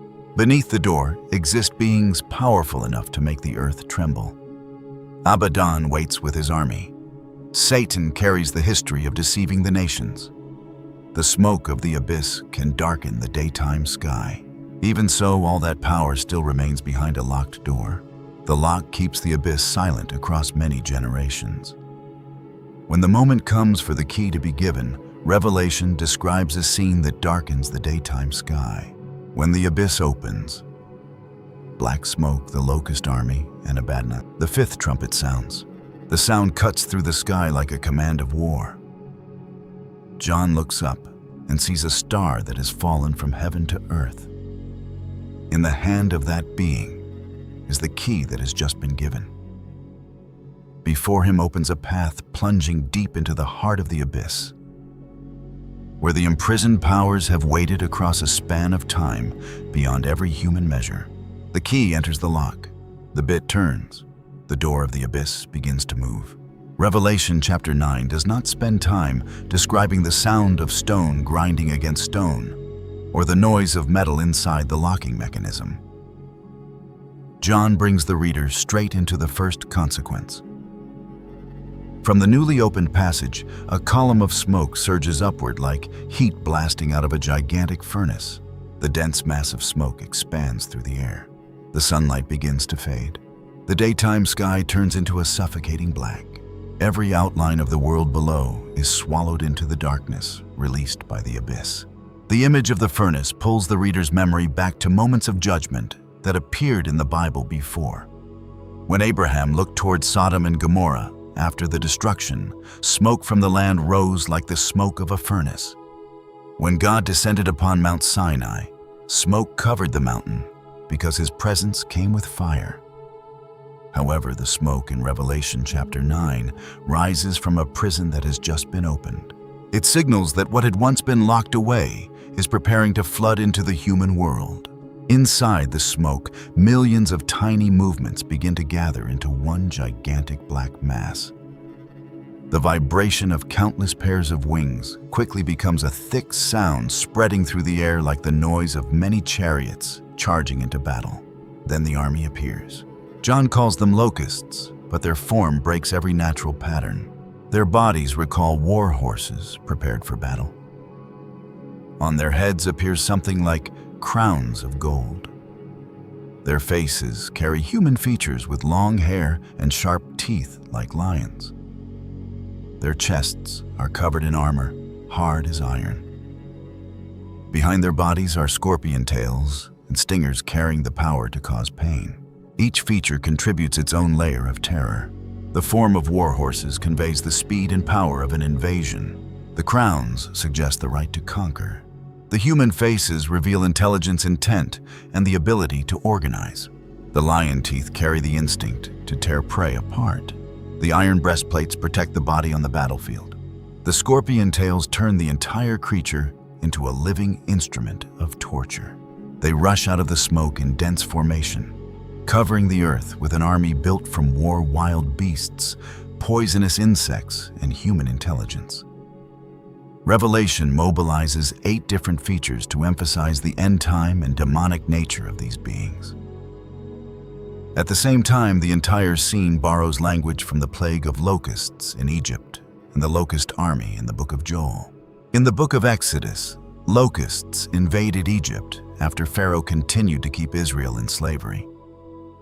They covered the ground, devoured the plants, and completed the destruction that the hail had left behind. The sky darkened under the density of the insects. The Book of Joel raises that image to the level of an army. The locusts advance like war horses. Their sound is like chariots crossing the mountain peaks. Their ranks hold formation, pour over city walls, and enter each house. The earth trembles before them, while the sun, the moon, and the stars lose their light. John receives both traditions and pushes them into a new scene. The army from the abyss carries the destructive force of the Egyptian plague, the discipline of the force in Joel, and the evil nature of beings emerging from the deep. They appear at the fifth trumpet as a plague aimed directly at human beings. However, the first command given to them creates an astonishing reversal. Natural locusts destroy green plants, crops, and everything that grows on the earth. The army of the abyss is forbidden to touch grass, trees, and plants. Their target is focused on human beings who lack the seal of God on their foreheads. This plague is selective. The army sees its target. They distinguish those who bear the seal from those outside protection. Every sting must obey the limit handed down. Even when the abyss opens, chaos has not seized control. The army pouring up onto the earth operates within a framework appointed in advance. They receive authority to cause pain, but the sentence forbids them from killing the victims. The period of their action lasts 5 months, corresponding closely to the active life cycle of a locust season in the ancient world. That limit increases the weight of the scene. Death often ends pain. The victims of this plague must live through prolonged torment. John writes that people will seek death, but will not find what they desire. The pain is like scorpion venom, entering the body, spreading through the nervous system, and causing every muscle to contract in desperation. Even so, 5 months is still a period with a beginning and an end. The army does not possess the right to extend the plague at will. Abaddon cannot renew the campaign on his own. Each passing day brings them closer to the moment when the command ends. This very limit exposes the order of God even in the most chaotic scene. The beings from the abyss have forms that terrify human beings, but their time has been measured. Their venom causes pain, but the scope of attack has been defined. They pour out of the abyss as a massive force, yet the seal of God establishes a boundary they must respect. Above that army stands a king. Natural locusts move in swarms without needing a visible leader. The Book of Proverbs once observed that locusts have no king, yet they all advance in ranks. The army in Revelation breaks that rule. They have a king commands targets and a power structure. John calls that king the angel of the abyss. His Hebrew or Aramaic name is Abaddon. In Greek, he bears the name Apollyon. One name points to destruction. The other directly names the destroyer. Abaddon rises from the abyss like a commander born for war. He manages the force, maintains the formation, and leads the army to carry out exactly the portion of the plague assigned to them. His name is tied to destruction before the first creature ever leaves the smoke. However, Abaddon's power always remains beneath the key that another being is holding. He bears the crown of the abyss, but the authority to open the door comes from heaven. He controls the locust army, but the command defining the targets has been given from above. He bears the name Destroyer, but the right to kill is taken from his hand throughout the 5 months of plague. This structure protects a truth running throughout the Book of Revelation. God uses even rebellious powers in the process of judgment while holding them inside his absolute limits. Across the centuries, scholars, clergy, and communities of faith have read this army through 3 major lenses. Each approach begins from the same vision, then places its focus on a different layer of meaning. The historical reading brings us back to the world in which the 7 churches of Asia Minor first received the Book of Revelation. Those believers lived among cities under Roman rule. Legions marched along paved roads. Taxes flowed into the imperial treasury. The image of the emperor appeared on coins, temples, and public rituals. East of the Euphrates, Parthian cavalry forces always created a threat against the Roman frontier. People of that time understood very clearly the feeling of seeing an army appear on the horizon. Dust rose ahead of the cavalry. Metal flashed across armor. The sound of hooves and chariot wheels echoed through the valley. Every city knew that war could sweep away harvests, property families, and social order in only a few days. In that context, the image of locusts like war horses with iron breastplates and wings, sounding like chariots, created a language that Roman readers could feel with their entire collective memory. The army from the abyss carried the nature of every invading force that had ever made cities close their gates, people flee, and families hold one another tightly through the night. Some historical interpretations have tried to connect that army with specific invasions, empires, or military forces.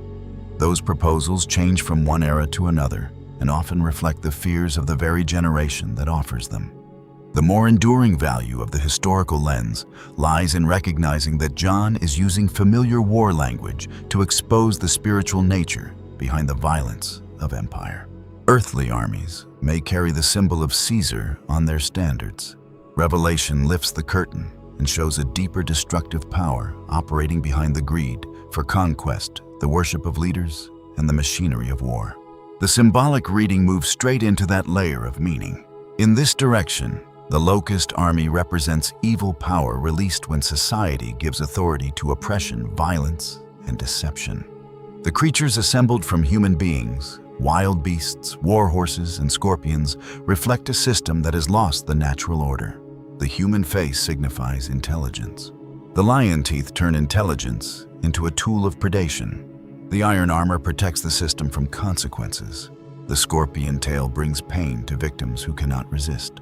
A modern power machine can carry that same structure. People sitting in boardrooms use data to shape the behavior of millions of individuals. Algorithms choose content powerful enough to stir anger, addiction, and division. Legal protection and massive budgets function like iron armor around the organization. The final consequence pierces the user's mind like venom, causing silent harm over many years. The army of the abyss therefore goes beyond the image of a swarm of physical monsters. It becomes a portrait of power separated from conscience, where intelligence serves destruction and organization serves pain. The name Abaddon stands over that structure as a warning. Any system that uses human ruin as fuel is reflecting the spirit of the destroyer. A government uses fear to keep its citizens silent. A corporation builds profit on addiction. A religious movement exploits guilt in order to seize property and control. Their outer forms differ, but all of them turn human beings into targets instead of people who must be protected. The future reading places the scene in the final period of history. Through this lens, the fifth trumpet announces a real event that will unfold in the sequence of judgments before the return of the Lord Jesus. The abyss will open by heavenly command. A force whose nature exceeds the natural world will appear. Abaddon will lead an army that brings pain to those who lack the seal of God. Those who follow this interpretation still debate the specific form of the plague. Some see spiritual creatures appearing exactly as John describes them. Others believe the prophet is using the vocabulary of the first century to describe technology of war beyond his experience. A more cautious approach preserves the mystery, recognizing that Revelation is describing a future reality through apocalyptic language where symbol and event may overlap in a way human beings today cannot yet fully decode. Whether one chooses the historical, symbolic, or future lens, the power structure of chapter 9 remains unchanged. The key is given. The door opens by command. The army receives limits regarding its targets. The time of action is appointed. Abaddon rules the force below, but still remains under the control of the Most High. The three readings therefore converge on the same principle. History witnesses empires rising and collapsing. Symbol exposes the spiritual nature of destructive power. Future prophecy directs the reader toward a time when the powers locked away will be permitted to step out. Through every layer of interpretation, God still holds authority over the door. The smoke may cover the sun, but it cannot cover the throne of judgment. The army may make human beings writhe in pain, but it cannot cross the protective seal. Abaddon may bear the name Destroyer, but he cannot decide for himself the time of deployment or the duration of the plague. Even inside the scene that darkens the sky, heavenly order still operates with absolute precision. This is also the point that makes Revelation chapter 9 go far beyond a story meant to inspire fear. The book places human beings before the consequence of hard-heartedness. The victims who suffer the plague have lived in a world repeatedly receiving warnings, but they still bind their lives to idols, violence, magic, desire, and theft. Chapter 9 closes with a detail more painful than scorpion venom. The survivors continue holding tightly to the very actions that brought the world to judgment. Pain touches the body, but the human heart remains locked shut.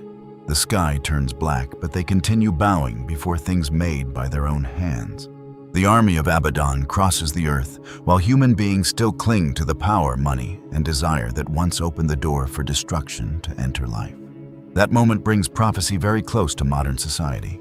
A person can see his family breaking apart because of greed and still continue fighting over property. A director can read a report about the harm his product causes children, then sign the order to expand the market. A leader can witness employees becoming exhausted, many people leaving their jobs, and families suffering harm. Yet the prophet chart keeps him preserving the system. The door of the abyss in Revelation opens by heavenly command. Many doors of destruction in human life open through very small decisions, one signature, one hidden payment, one repeated lie, one warning ignored. Abaddon does not need to appear in the meeting room for the spirit of destruction to operate. Once the person holding authority treats human beings as tools, turns pain into profit, and uses intelligence to protect greed, the door has already begun to move. Revelation still places a firm boundary above every such system. The plague has a time limit. Deception has an ending point. The destroyer has a range of activity. The key always belongs to the governance of God. The fifth trumpet therefore carries both warning and assurance. The things imprisoned in the abyss possess real power. They can cause pain, cover the sky, and push humanity into a terrifying period. Yet that power remains under the limits of the one who has measured time, marked those who belong to him, and appointed the end of every rebellion. The black smoke will eventually clear. The 5 months will eventually be completed. The army will eventually stop. Abaddon will eventually lose the moment of action. But before the fifth trumpet closes, John leaves behind a cold warning. The first woe has passed, while 2 other woes are still coming. From the east beside the Euphrates River, 4 bound angels have been waiting for the exact hour, the exact day, the exact month, and the exact year. The 6th trumpet is about to sound. 5 places that are often lumped together: the abyss, Tartarus, Sheol, Hades, and the lake of fire. Smoke from the abyss rolls upward and covers the sky. Abaddon's army pours through the door that has just burst open, carrying the harsh beating of wings like chariots and scorpion tails soaked in venom. Standing before that terrifying scene, most readers immediately use one familiar word to define the entire dark world below: hell. From that very moment, 5 terms with completely different functions begin to be forced into one single coordinate. Abyss, Tartarus, Sheol, Hades, and the lake of fire continually appear in sermons, documentaries, and apocalyptic videos as if they were 5 names for the same place. This forced grouping creates a simple picture, but at the same time it shatters the entire orderly system of judgment that the biblical authors carefully built across many ages. In reality, those 5 terms represent completely separate levels. Some name the realm of the dead. Some designate prison chambers for rebellious beings. One term functions as the final sentence after every trial has been completed. Imagine a diagram appearing on the screen, plunging straight down into the deepest layers. The highest level is the busy world of the living. Lower down, we touch Sheol and Hades terms existing in 2 different language environments to define the realm of the dead. Digging deeper still, we step into Tartarus and the abyss, where images of chains, iron doors, imprisonment decrees, and spiritual powers rise with force. At the final point of the entire process of judgment, the lake of fire stands in full view. This is the ultimate destination that the Book of Revelation assigns to Satan. the beast, the false prophet, death, and even Hades after the great trial before the white throne is completed. This diagram clearly sketches an order that moves downward from death, passes through chambers of imprisonment, and stops at the final verdict. Even so, the authority to determine the meaning of each term always rests in the hands of the original text. Every word must be returned to its proper chapter, its proper language, and the proper task assigned by the ancient author. The first layer pulls us back to the abyss. The Greek term abyssos carries the meaning of an unfathomable depth, an abyss or a dark region beyond human control. In Luke chapter 8, the demonic army called Legion screams and begs the Lord Jesus not to command them to be sent into the abyss. The USCCB commentary closely links this term with the realm of the dead, the prison of Satan in Revelation chapter 20, and the deep chaotic waters that existed before the order of creation was established. The Book of Revelation continues to shape that image into a place with a clear mechanism of imprisonment. Chapter 9 portrays a shaft plunging straight down into the abyss, locked by a steel key and opened completely by command. Dense smoke and the army of Abaddon pour upward from inside. Moving to chapter 20, Satan is bound, thrown straight into the abyss, and the door is locked and sealed for a full 1,000 years. The abyss always carries the character of a prison operating within the sequence of judgment. It holds prisoners for a fixed term. It opens wide when a stage of judgment begins. It slams shut when the deceiver of the nations is stripped of his right to act. That function places the abyss in the position of a temporary holding cell under the control of God. The phrase temporary here keeps the terror of the abyss fully intact. It only serves to confirm that the sentence still has one final turning point waiting ahead. Satan comes out of the abyss after 1,000 years. For a brief moment launches the final rebellion and is immediately thrown straight into the lake of fire. This sequence confirms that the abyss operates as a holding chamber before the permanent outcome is carried out. Lowering into the next level, Tartarus appears only once in 2 Peter chapter 2 verse 4. The Apostle Peter clearly records the action of God when dealing with the sinning angels, throwing them down into Tartarus, handing them over to chains of darkness and keeping them for the day of judgment. Next, he mentions the ancient world in the time of Noah, then moves to the disaster of Sodom and Gomorrah. This sequence locks the sin of the angels into the same judgment file as the Great Flood. In the original Greek, the author uses the verb tartarosas, meaning to throw down or imprison in Tartarus. This is the only time this lexical form appears in the entire New Testament. Greek-speaking readers of that time were very familiar with Tartarus through traditions about a deep place of imprisonment, where rebellious beings groaned in chains after challenging the order above. The Apostle Peter skillfully receives a term familiar in the cultural environment of his listeners, then places that entire prison under the judgment authority of God. Tartarus, in Peter's letter, is directly connected with sinning angels. The text completely limits this term, passing over the entire world of the dead. It also keeps its distance from the image of the final destination after the trial of judgment. The angels are being held, and the verb kept clearly locates the moment of trial in the future tense. This emphasis creates an extremely strong line of connection with the Watcher's tradition in 1 Enoch. The angels tore apart the boundary, intervened in the human world, and were imprisoned below until the great day. And yet, 2 Peter leaves blank names, such as Semjaza Azazel, or any member from the Enochic list. Recognizing the similarity between the two traditions requires us to maintain a clear boundary regarding the textual source. First, Enoch provides a system of names and a detailed story. 2 Peter confirms that sinning angels were thrown down into Tartarus and kept for the circle of judgment. This intersection opens a sharp direction of interpretation, but the exact identity of the group of angels still demands absolute caution. Leaving the prison prepared for angels, the file moves straight into Sheol. a Hebrew term that casts an enormous shadow over countless pages of the Old Testament. Sheol continually appears in prayers, poetry, and the cries of human beings standing at the edge of death. The author of Psalm chapter 6 asks who will praise God in Sheol. Job sketches the journey down into the land of darkness and the shadow of death.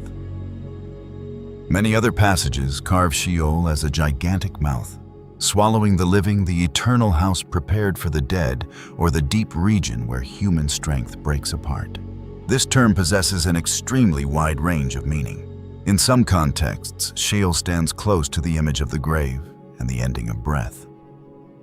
In other passages, it expands into the common realm of those who have died, where powerful kings and lowly common people must all make the same descent. Hebrew poetic language often uses dust, darkness, silence, and separation from the world of the living to describe Sheol. These images reflect the human terror that comes when the heartbeat stops. The name begins to fade, and the body turns into dust. Therefore, Sheol carries a meaning completely distinct from an eternal prison of punishment reserved only for the wicked. The patriarchs, the righteous, and the corrupt are all described with the language of going down to Sheol. The center of the term drives straight into the overwhelming authority of death and human helplessness before the mouth of the grave. Psalm chapter 16 injects a radiant ray of hope into that dark picture. The author establishes a firm confidence that God will keep his soul from Sheol and protect the faithful one from decay. Many centuries later, the Apostle Peter uses that very passage in his explosive sermon at Pentecost to proclaim the resurrection of the Lord Jesus. At this coordinate, Sheol leads us straight to Hades. When the Hebrew texts were translated into Greek, Hades was consistently chosen as the equivalent word to translate Sheol.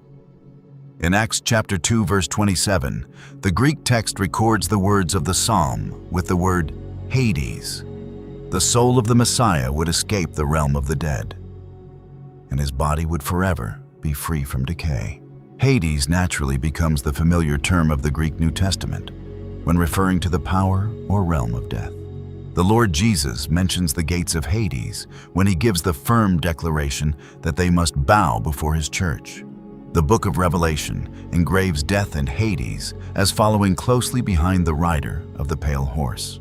Moving to chapter 20, Hades obediently gives up the dead who are inside it, so they may come forth and face the throne of judgment. Immediately after the trial is completed, death and Hades themselves are seized and thrown straight into the lake of fire. This razor-sharp detail destroys every possibility of identifying Hades and the lake of fire as the same place. It would be a completely illogical coordinate if it both functioned as the prisoner being thrown away and at the same time served as the place receiving that prisoner. John creates a vast scene in which Hades is forced to open its doors, give back the dead, and bow under judgment together with the power of death. Hades belongs to the old order where death still held human beings under the deep grave. The lake of fire belongs to the moment when that old order is completely erased. This difference carries great weight for the entire theological foundation of Revelation. The final outcome goes far beyond the soul continuing to exist forever in Hades. God summons the dead to step into the light, judges every file, and then completely destroys the very power that once held humanity captive. Hades must let go of its prisoners. Death must bow before the white throne. The power that once swallowed every generation is finally thrown straight into the sentence that John names the second death. From here, the final level of the diagram reveals its full form. The lake of fire appears in Revelation as the ending point of every rebellion. The beast and the false prophet are thrown straight into it in chapter 19. Satan follows them after the final rebellion in chapter 20. Immediately after that, death, Hades, and every life absent from the book of life suffer the same sentence. Revelation calls the lake of fire the second death. The first death touches the body in the present world. The second death descends after the resurrection and the great trial before the white throne. The distance between these two events forces us to recognize that the lake of fire belongs to the final stage. After the books are opened, the dead stand before the judge, and every action is exposed under the light. The abyss imprisons Satan for a full 1,000 years. The lake of fire fixes his permanent outcome after the final rebellion. Tartarus binds the sinning angels until the day of trial. Sheol and Hades are connected with the realm of the dead before resurrection and judgment take place. The 5 terms converge in the great picture of death and the world below. Yet they carry specialized tasks throughout the process that the Bible engraves. When the diagram on the screen is complete, the viewer can easily separate the independent pathways. From the busy world of the living, death pushes human beings down into Sheol in the Hebrew language, or Hades in the Greek environment. The sinning angels are imprisoned in Tartarus, according to 2 Peter. The chaotic powers, the army of Abaddon, and later Satan, are closely tied to the abyss in Luke and Revelation. After the final trial, the lake of fire opens its door to receive the rebellious powers along with death and Hades themselves. That picture establishes a clear sequence of process rather than a chaotic room in which everything human beings fear is locked together. This distinction also serves to protect a greater truth. Every deep level lies completely under the control of God. He listens to the prayers rising from the person sliding down toward Sheol. The Lord Jesus crushes the power of Hades through his glorious resurrection. The sinning angels obediently bear chains in Tartarus. The key controlling the abyss is given directly by heavenly command. The lake of fire carries out the sentence after the throne of judgment is firmly established. Evil forever loses the opportunity to possess an autonomous kingdom beyond the reach of the Most High. Every abyss, every door, and every prison chamber obediently exists within a system where he absolutely controls the time, the range, and the outcome. When this order is fully absorbed, the opening question about the entrance to the abyss begins to change its perspective. Geological coordinates only serve to decode the underground layers of stone beneath human feet. Radar waves detect a subterranean void. A drill pierces the solid ground. Archaeologists break open a tomb and enter a room that has slept for thousands of years. And yet, Sheol, Hades, Tartarus Abyss, and the Lake of Fire belong to the language system of death, judgment, and spiritual power. An expensive measuring device is limited to touching visible matter. The right to cross the boundary between those deep levels forever remains under the exclusive governance of God. And as soon as the 5 terms regain their proper specialized positions, the Book of Revelation immediately pulls us to an entirely different prison. That prison clings closely to a real river on the earth. Across countless centuries, that river nourished the first cities, drew the borders of empires, and paved the way for armies from the east to surge into the Mediterranean world. There on the bank of the Euphrates, 4 angels are bound tightly. They are waiting patiently. The clock is still ticking. The 4 angels bound by the Euphrates River. Another prison, waiting for the exact time. The 5th trumpet closes amid thick black smoke, deadly venom, and the beating wings of Abaddon's army. The sky is still drowned in darkness when the 6th trumpet tears through space. This time the sound comes from a position extremely close to the throne of God. A voice of authority echoes from the 4 corners of the golden altar, giving a direct command to the angel holding the trumpet. Release the 4 angels bound at the great Euphrates River. As soon as the command ends, an entirely new mechanism of imprisonment begins to open. Those 4 angels had been made ready for the exact hour, the exact day, the exact month, and the exact year. When the countdown reaches its end, the chains shatter and their mission officially begins to bring a destructive judgment blow upon 1/3 of humanity. The way John measures time creates the feeling of a heavenly clock operating with absolute precision. He completely avoids describing a vague stage in the future. The text tightens the moment from year down to month, from month down to day, and from day down to the exact chosen hour. Every unit of time that passes pulls the hand closer to the moment when the chains fall. That preparation took place long before empires rose along the riverbank. Human beings hurried to build cities, launch wars, sign treaties, and redraw borders on the surface. Hidden deep beneath those layers of history, the four beings still stand firmly at the appointed position, waiting for the time that only the Most High fully understands. The Euphrates therefore carries two layers of meaning at once as it enters the vision. It is a real river made of water cutting through the center of the ancient Near Eastern world.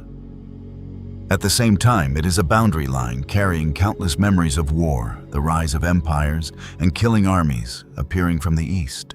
From the rugged northern highlands, the Euphrates curves through the lands that today belong to Turkey, Syria, and Iraq, before joining the river system that leads straight down to the Persian Gulf. Together with the Tigris, this river pumped life into Mesopotamia, where the first cities, writing systems, laws, and great empires of humanity came into being. For the biblical world, the Euphrates was tied closely to the boundary of the Promised Land given to the descendants of Abraham. For Assyria and Babylon, it opened the highway that sent armies rumbling westward.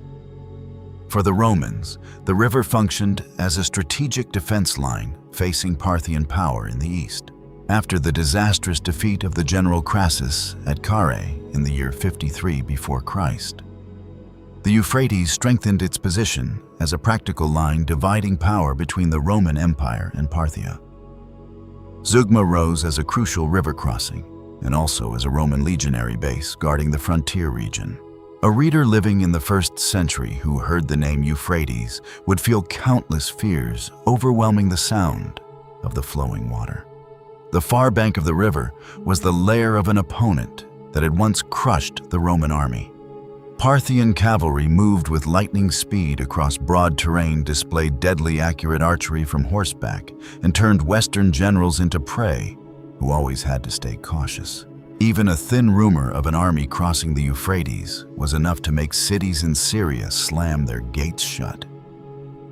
Families panic and store food, and Roman officials rush emergency messages back to the center of the empire. The river functioned like a gigantic geopolitical door. When the water remained quiet, the Roman world felt that the border still stood firm. When an army stepped through the waves, war immediately pressed against the wealthy provinces of the eastern Mediterranean. Revelation strips open all those haunting memories and lifts them to an end-time scale. The four angels bound at the Euphrates are completely different from a legion of a few thousand men. As soon as they are released, John clearly hears the number of the cavalry force, 200 million. Before his eyes appears a gigantic army with breastplates colored fiery red, dark blue, and sulfur yellow. The war horses have heads like lions. From their mouths, they breathe fire smoke and sulfur, forming 3 plagues that sweep across human life. Their killing power is concentrated in their mouths and in their serpent-like tails, which have heads capable of biting. This image continues the composite language method that appeared in the Locust army. War horses represent the violent speed of invasion. Lion heads communicate brutal offensive power. Fire smoke and sulfur pull the mind back to war destruction and the death sentence once brought down upon Sodom. The tails with serpent heads inject deception and poison behind every advance. John is facing a force capable of bringing death from every direction. It charges forward with direct power, while at the same time spreading harm through hidden means that human beings can hardly recognize until the consequences have already drowned everything. The location of the Euphrates makes the historical reading extremely sharp. For the first churches in Asia Minor, the land east of the river was tightly linked with Parthia and the bloody memory of wars that inflicted heavy losses on Rome. The gigantic cavalry army in Revelation was more than capable of awakening the familiar fear of an invasion across the frontier, where horsemen from the east would tear through the strongest defensive lines of the empire. Under this lens, John borrows a real military terror in order to expose the fragile weakness of Roman power. The Empire always proudly beat its chest over its road network elite legions and fortress system as firm as rock. The Euphrates poured cold water over that pride, reminding people that every border faced the risk of being crossed. Every fortified city contained the danger of collapse. A civilization that arrogantly controlled millions of people still had to live under the shadow of the force hiding on the other side of the river. And yet, the army in the vision far surpasses every Parthian force that ever appeared in history. The number 200 million, the fire coming from the mouths of the horses, and the 4 bound angels push the scene deep into the symbolic world of apocalyptic literature. John uses earthly war as a surface layer of language to sketch an event with vast spiritual and cosmic dimensions. The symbolic reading continues to dig the story into that level of meaning. The Euphrates becomes the final boundary holding back destruction. The 4 angels represent forces of judgment under strict restraint. The chains signify the absolute limit that God places upon the power of war, violence, and chaos. When the term ends, the things that human beings have carefully nourished through greed and a warlike nature burst into full consequence. From this perspective, the army of 200 million reflects the image of a war machine that has completely exceeded the control of the ones who shaped it. A king orders troops to be recruited to protect the border, then exploits that very force to seize the land of a neighbor. An engineer builds a weapon system to deter an enemy, but the final product hands the power of life and death to a soulless algorithm. A government gathers data to eliminate crime, then turns that system into a tool for monitoring every activity of its citizens. Every power begins with an extremely reasonable justification. Greed, fear, and the desire for absolute control slowly turn it into a war horse breathing fire on the very land that nourished it. Revelation binds that force with chains to affirm that history still lies within control. When the chain breaks, disaster descends with purpose. It comes at the exact hour appointed in the program of judgment. The future reading sees at the Euphrates a great event still waiting ahead. According to this direction of interpretation, the 4 angels will be released in the final period. A massive force will enter human history, triggering a war or disaster that far exceeds every bloody conflict before it. Those who support this reading continually debate whether this army is supernatural in nature, a real military alliance, or a vision that combines physical war with the activities of spiritual powers. The development of modern technology makes it easy for many people to imagine fire smoke and sulfur as missiles, chemical weapons, armored vehicles, or advanced combat systems that John could only describe through the image of war horses. A more cautious approach preserves the great mystery of the text. John is using apocalyptic language, where biblical symbols, memories of brutal war, and future prophecy are tightly rolled together. Every effort to force each tail armor color or number to match a specific modern military device must be presented as interpretation rather than as a fixed conclusion. The 3 readings open different layers of meaning. History pulls the viewer back to the Roman-Parthian frontier and the fear of invasion from the east. Symbol exposes the mechanism of war, violence, and evil power accumulating behind a boundary before the moment of explosion. The future reading places the 4 angels and the army into the chain of events of the end time. All of them converge on one fact that the text declares firmly: the angels are bound, the time has been set.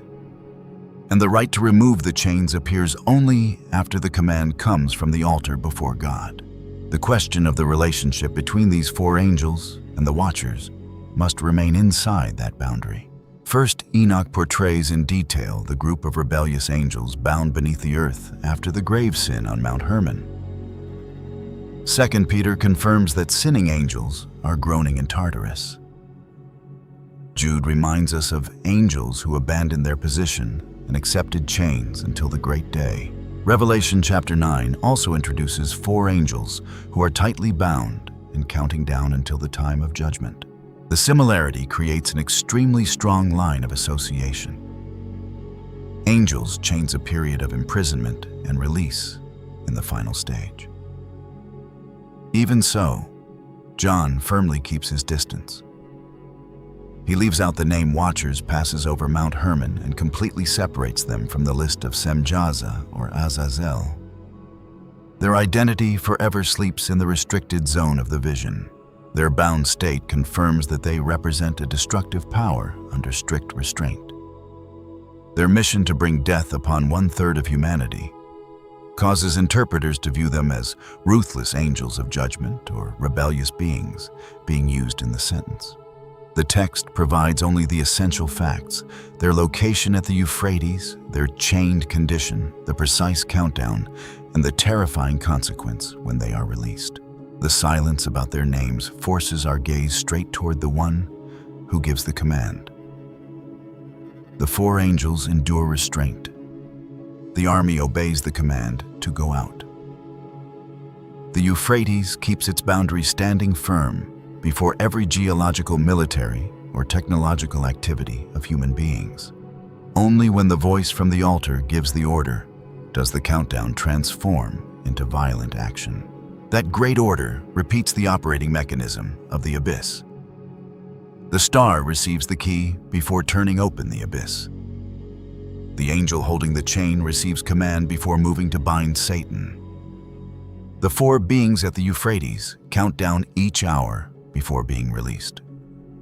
The Book of Revelation wraps every terrifying scene inside a structure of absolute authority. Evil holds deadly power in its hand, but the right to appoint the time belongs forever to God. At this very coordinate, the warning of chapter 9 points straight at human beings. After fire, smoke, sulfur, and the collapse of 1/3 of humanity into death, the survivors still stubbornly worship the idols made by their own hands. They cling tightly to murder magic, sexual immorality, and theft. Disaster shakes the world to pieces, but their hearts remain cruelly closed. That image carries a weight greater than the army of 200 million. A city sees skyscrapers collapse, then calmly rebuilds with the very corrupt system that created the disaster. A family passes through a funeral, stands weeping around the coffin of the father, then immediately returns to the lawyer's office to tear apart each piece of land. A leader watches war kill thousands of lives, yet coldly signs another weapons contract because political power is clinging to it. Human beings often dream that disaster will awaken humanity. Revelation exposes a colder truth. Physical pain makes the body tremble while pride remains firmly nailed in place. The 4 angels beside the Euphrates stand there as a sharp warning about the limit of time. The chains still hold them tight. The countdown clock continues to tick. Every generation receives an amount of time to question the doors. It is opening the systems it is building and the powers it is handing to others. A government must decide whether surveillance technology will serve to protect the people or suffocate freedom. A corporation stands at the fork between quick profit and the safety of millions of customers. A father decides whether his will becomes the foundation of harmony or the spark that ignites years of bloody litigation. An adult faces the opportunity to retaliate and must choose between continuing the cycle of violence or shutting that door in his own generation.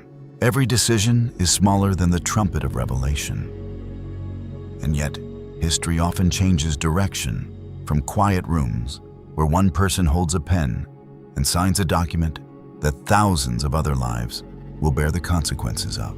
Revelation brings the viewer to the Euphrates River to affirm that restrained time is a great mercy. The quiet period before the chains shatter allows human beings to turn back, repair confessed sin, and stop consequences from spreading wider. The patience of God gives conscience a golden opportunity to speak before judgment moves into the next fierce stage. That countdown clock lies beyond our sight. The 4 angels still stand firmly at the position appointed in the vision. The Euphrates continues to flow through lands that have witnessed countless empires rise, wars explode, and borders change hands.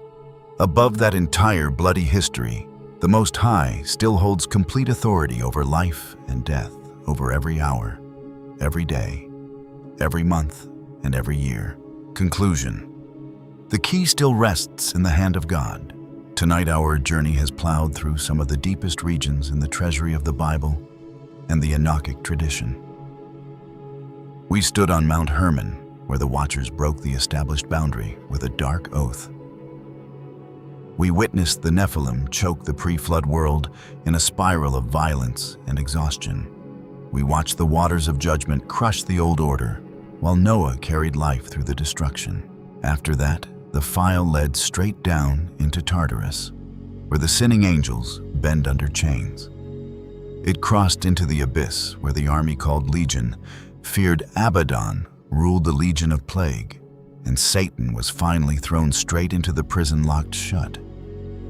We carefully separated Sheol, Hades, and the lake of fire, and recognized that the Bible builds a process of judgment with perfect order. The realm of the dead must surrender the lives inside it. The abyss submits absolutely to the key. The bound angels obediently wait for the exact time. The lake of fire only rises into view when the final sentence enters the stage of completion.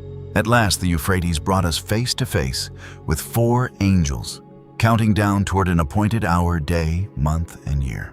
Across every chapter, one single truth still stands firm as rock. Evil possesses terrifying, destructive power, but that power is always confined inside iron boundaries. Abaddon commands the army, but the door of the abyss opens only when the key is handed over. Satan deceives the nations, but one angel is strong enough to wrap chains around the neck of the dragon and throw him down into the abyss. The 4 angels at the Euphrates carry a deathly plague, but they must remain rooted in place, waiting for the command to come from the throne of God. Supreme authority is forever absent from the bottom of the abyss. It reigns above every heaven, every prison, and every age of history. So let your mind withdraw from the sound of trumpets, roaring chariots, and heavy iron doors. Relax your shoulders. Let your breathing slow. Feel the room around you sinking deeper into stillness with each breath. The images of the abyss are now beginning to fade. The black smoke vanishes from the sky. The beating wings of the army sink into silence. The Euphrates returns to its gentle flow beneath the quiet night sky. Every chain remains in its proper safe place. Every door remains under absolute control. Every appointed moment remains locked in the wisdom of the Most High. The worries of today have every right to stop here. Unfinished decisions can give way to tomorrow morning. The heavy pressures from work, money, family, and the outside world are gradually being released from your mind. In this very moment, you are allowed to rest. God, the one who set limits for the ocean, the heavens, and even the abyss, still maintains his rule over the darkness covering this room. The key rests forever in the palm of his hand. May the great peace of God cover your mind completely. Keep your heart steady and lead you into a deep and safe sleep. Thank you for going with Kyros Codex to the very end of tonight's file. Sleep well. I will see you again in the next journey of discovery.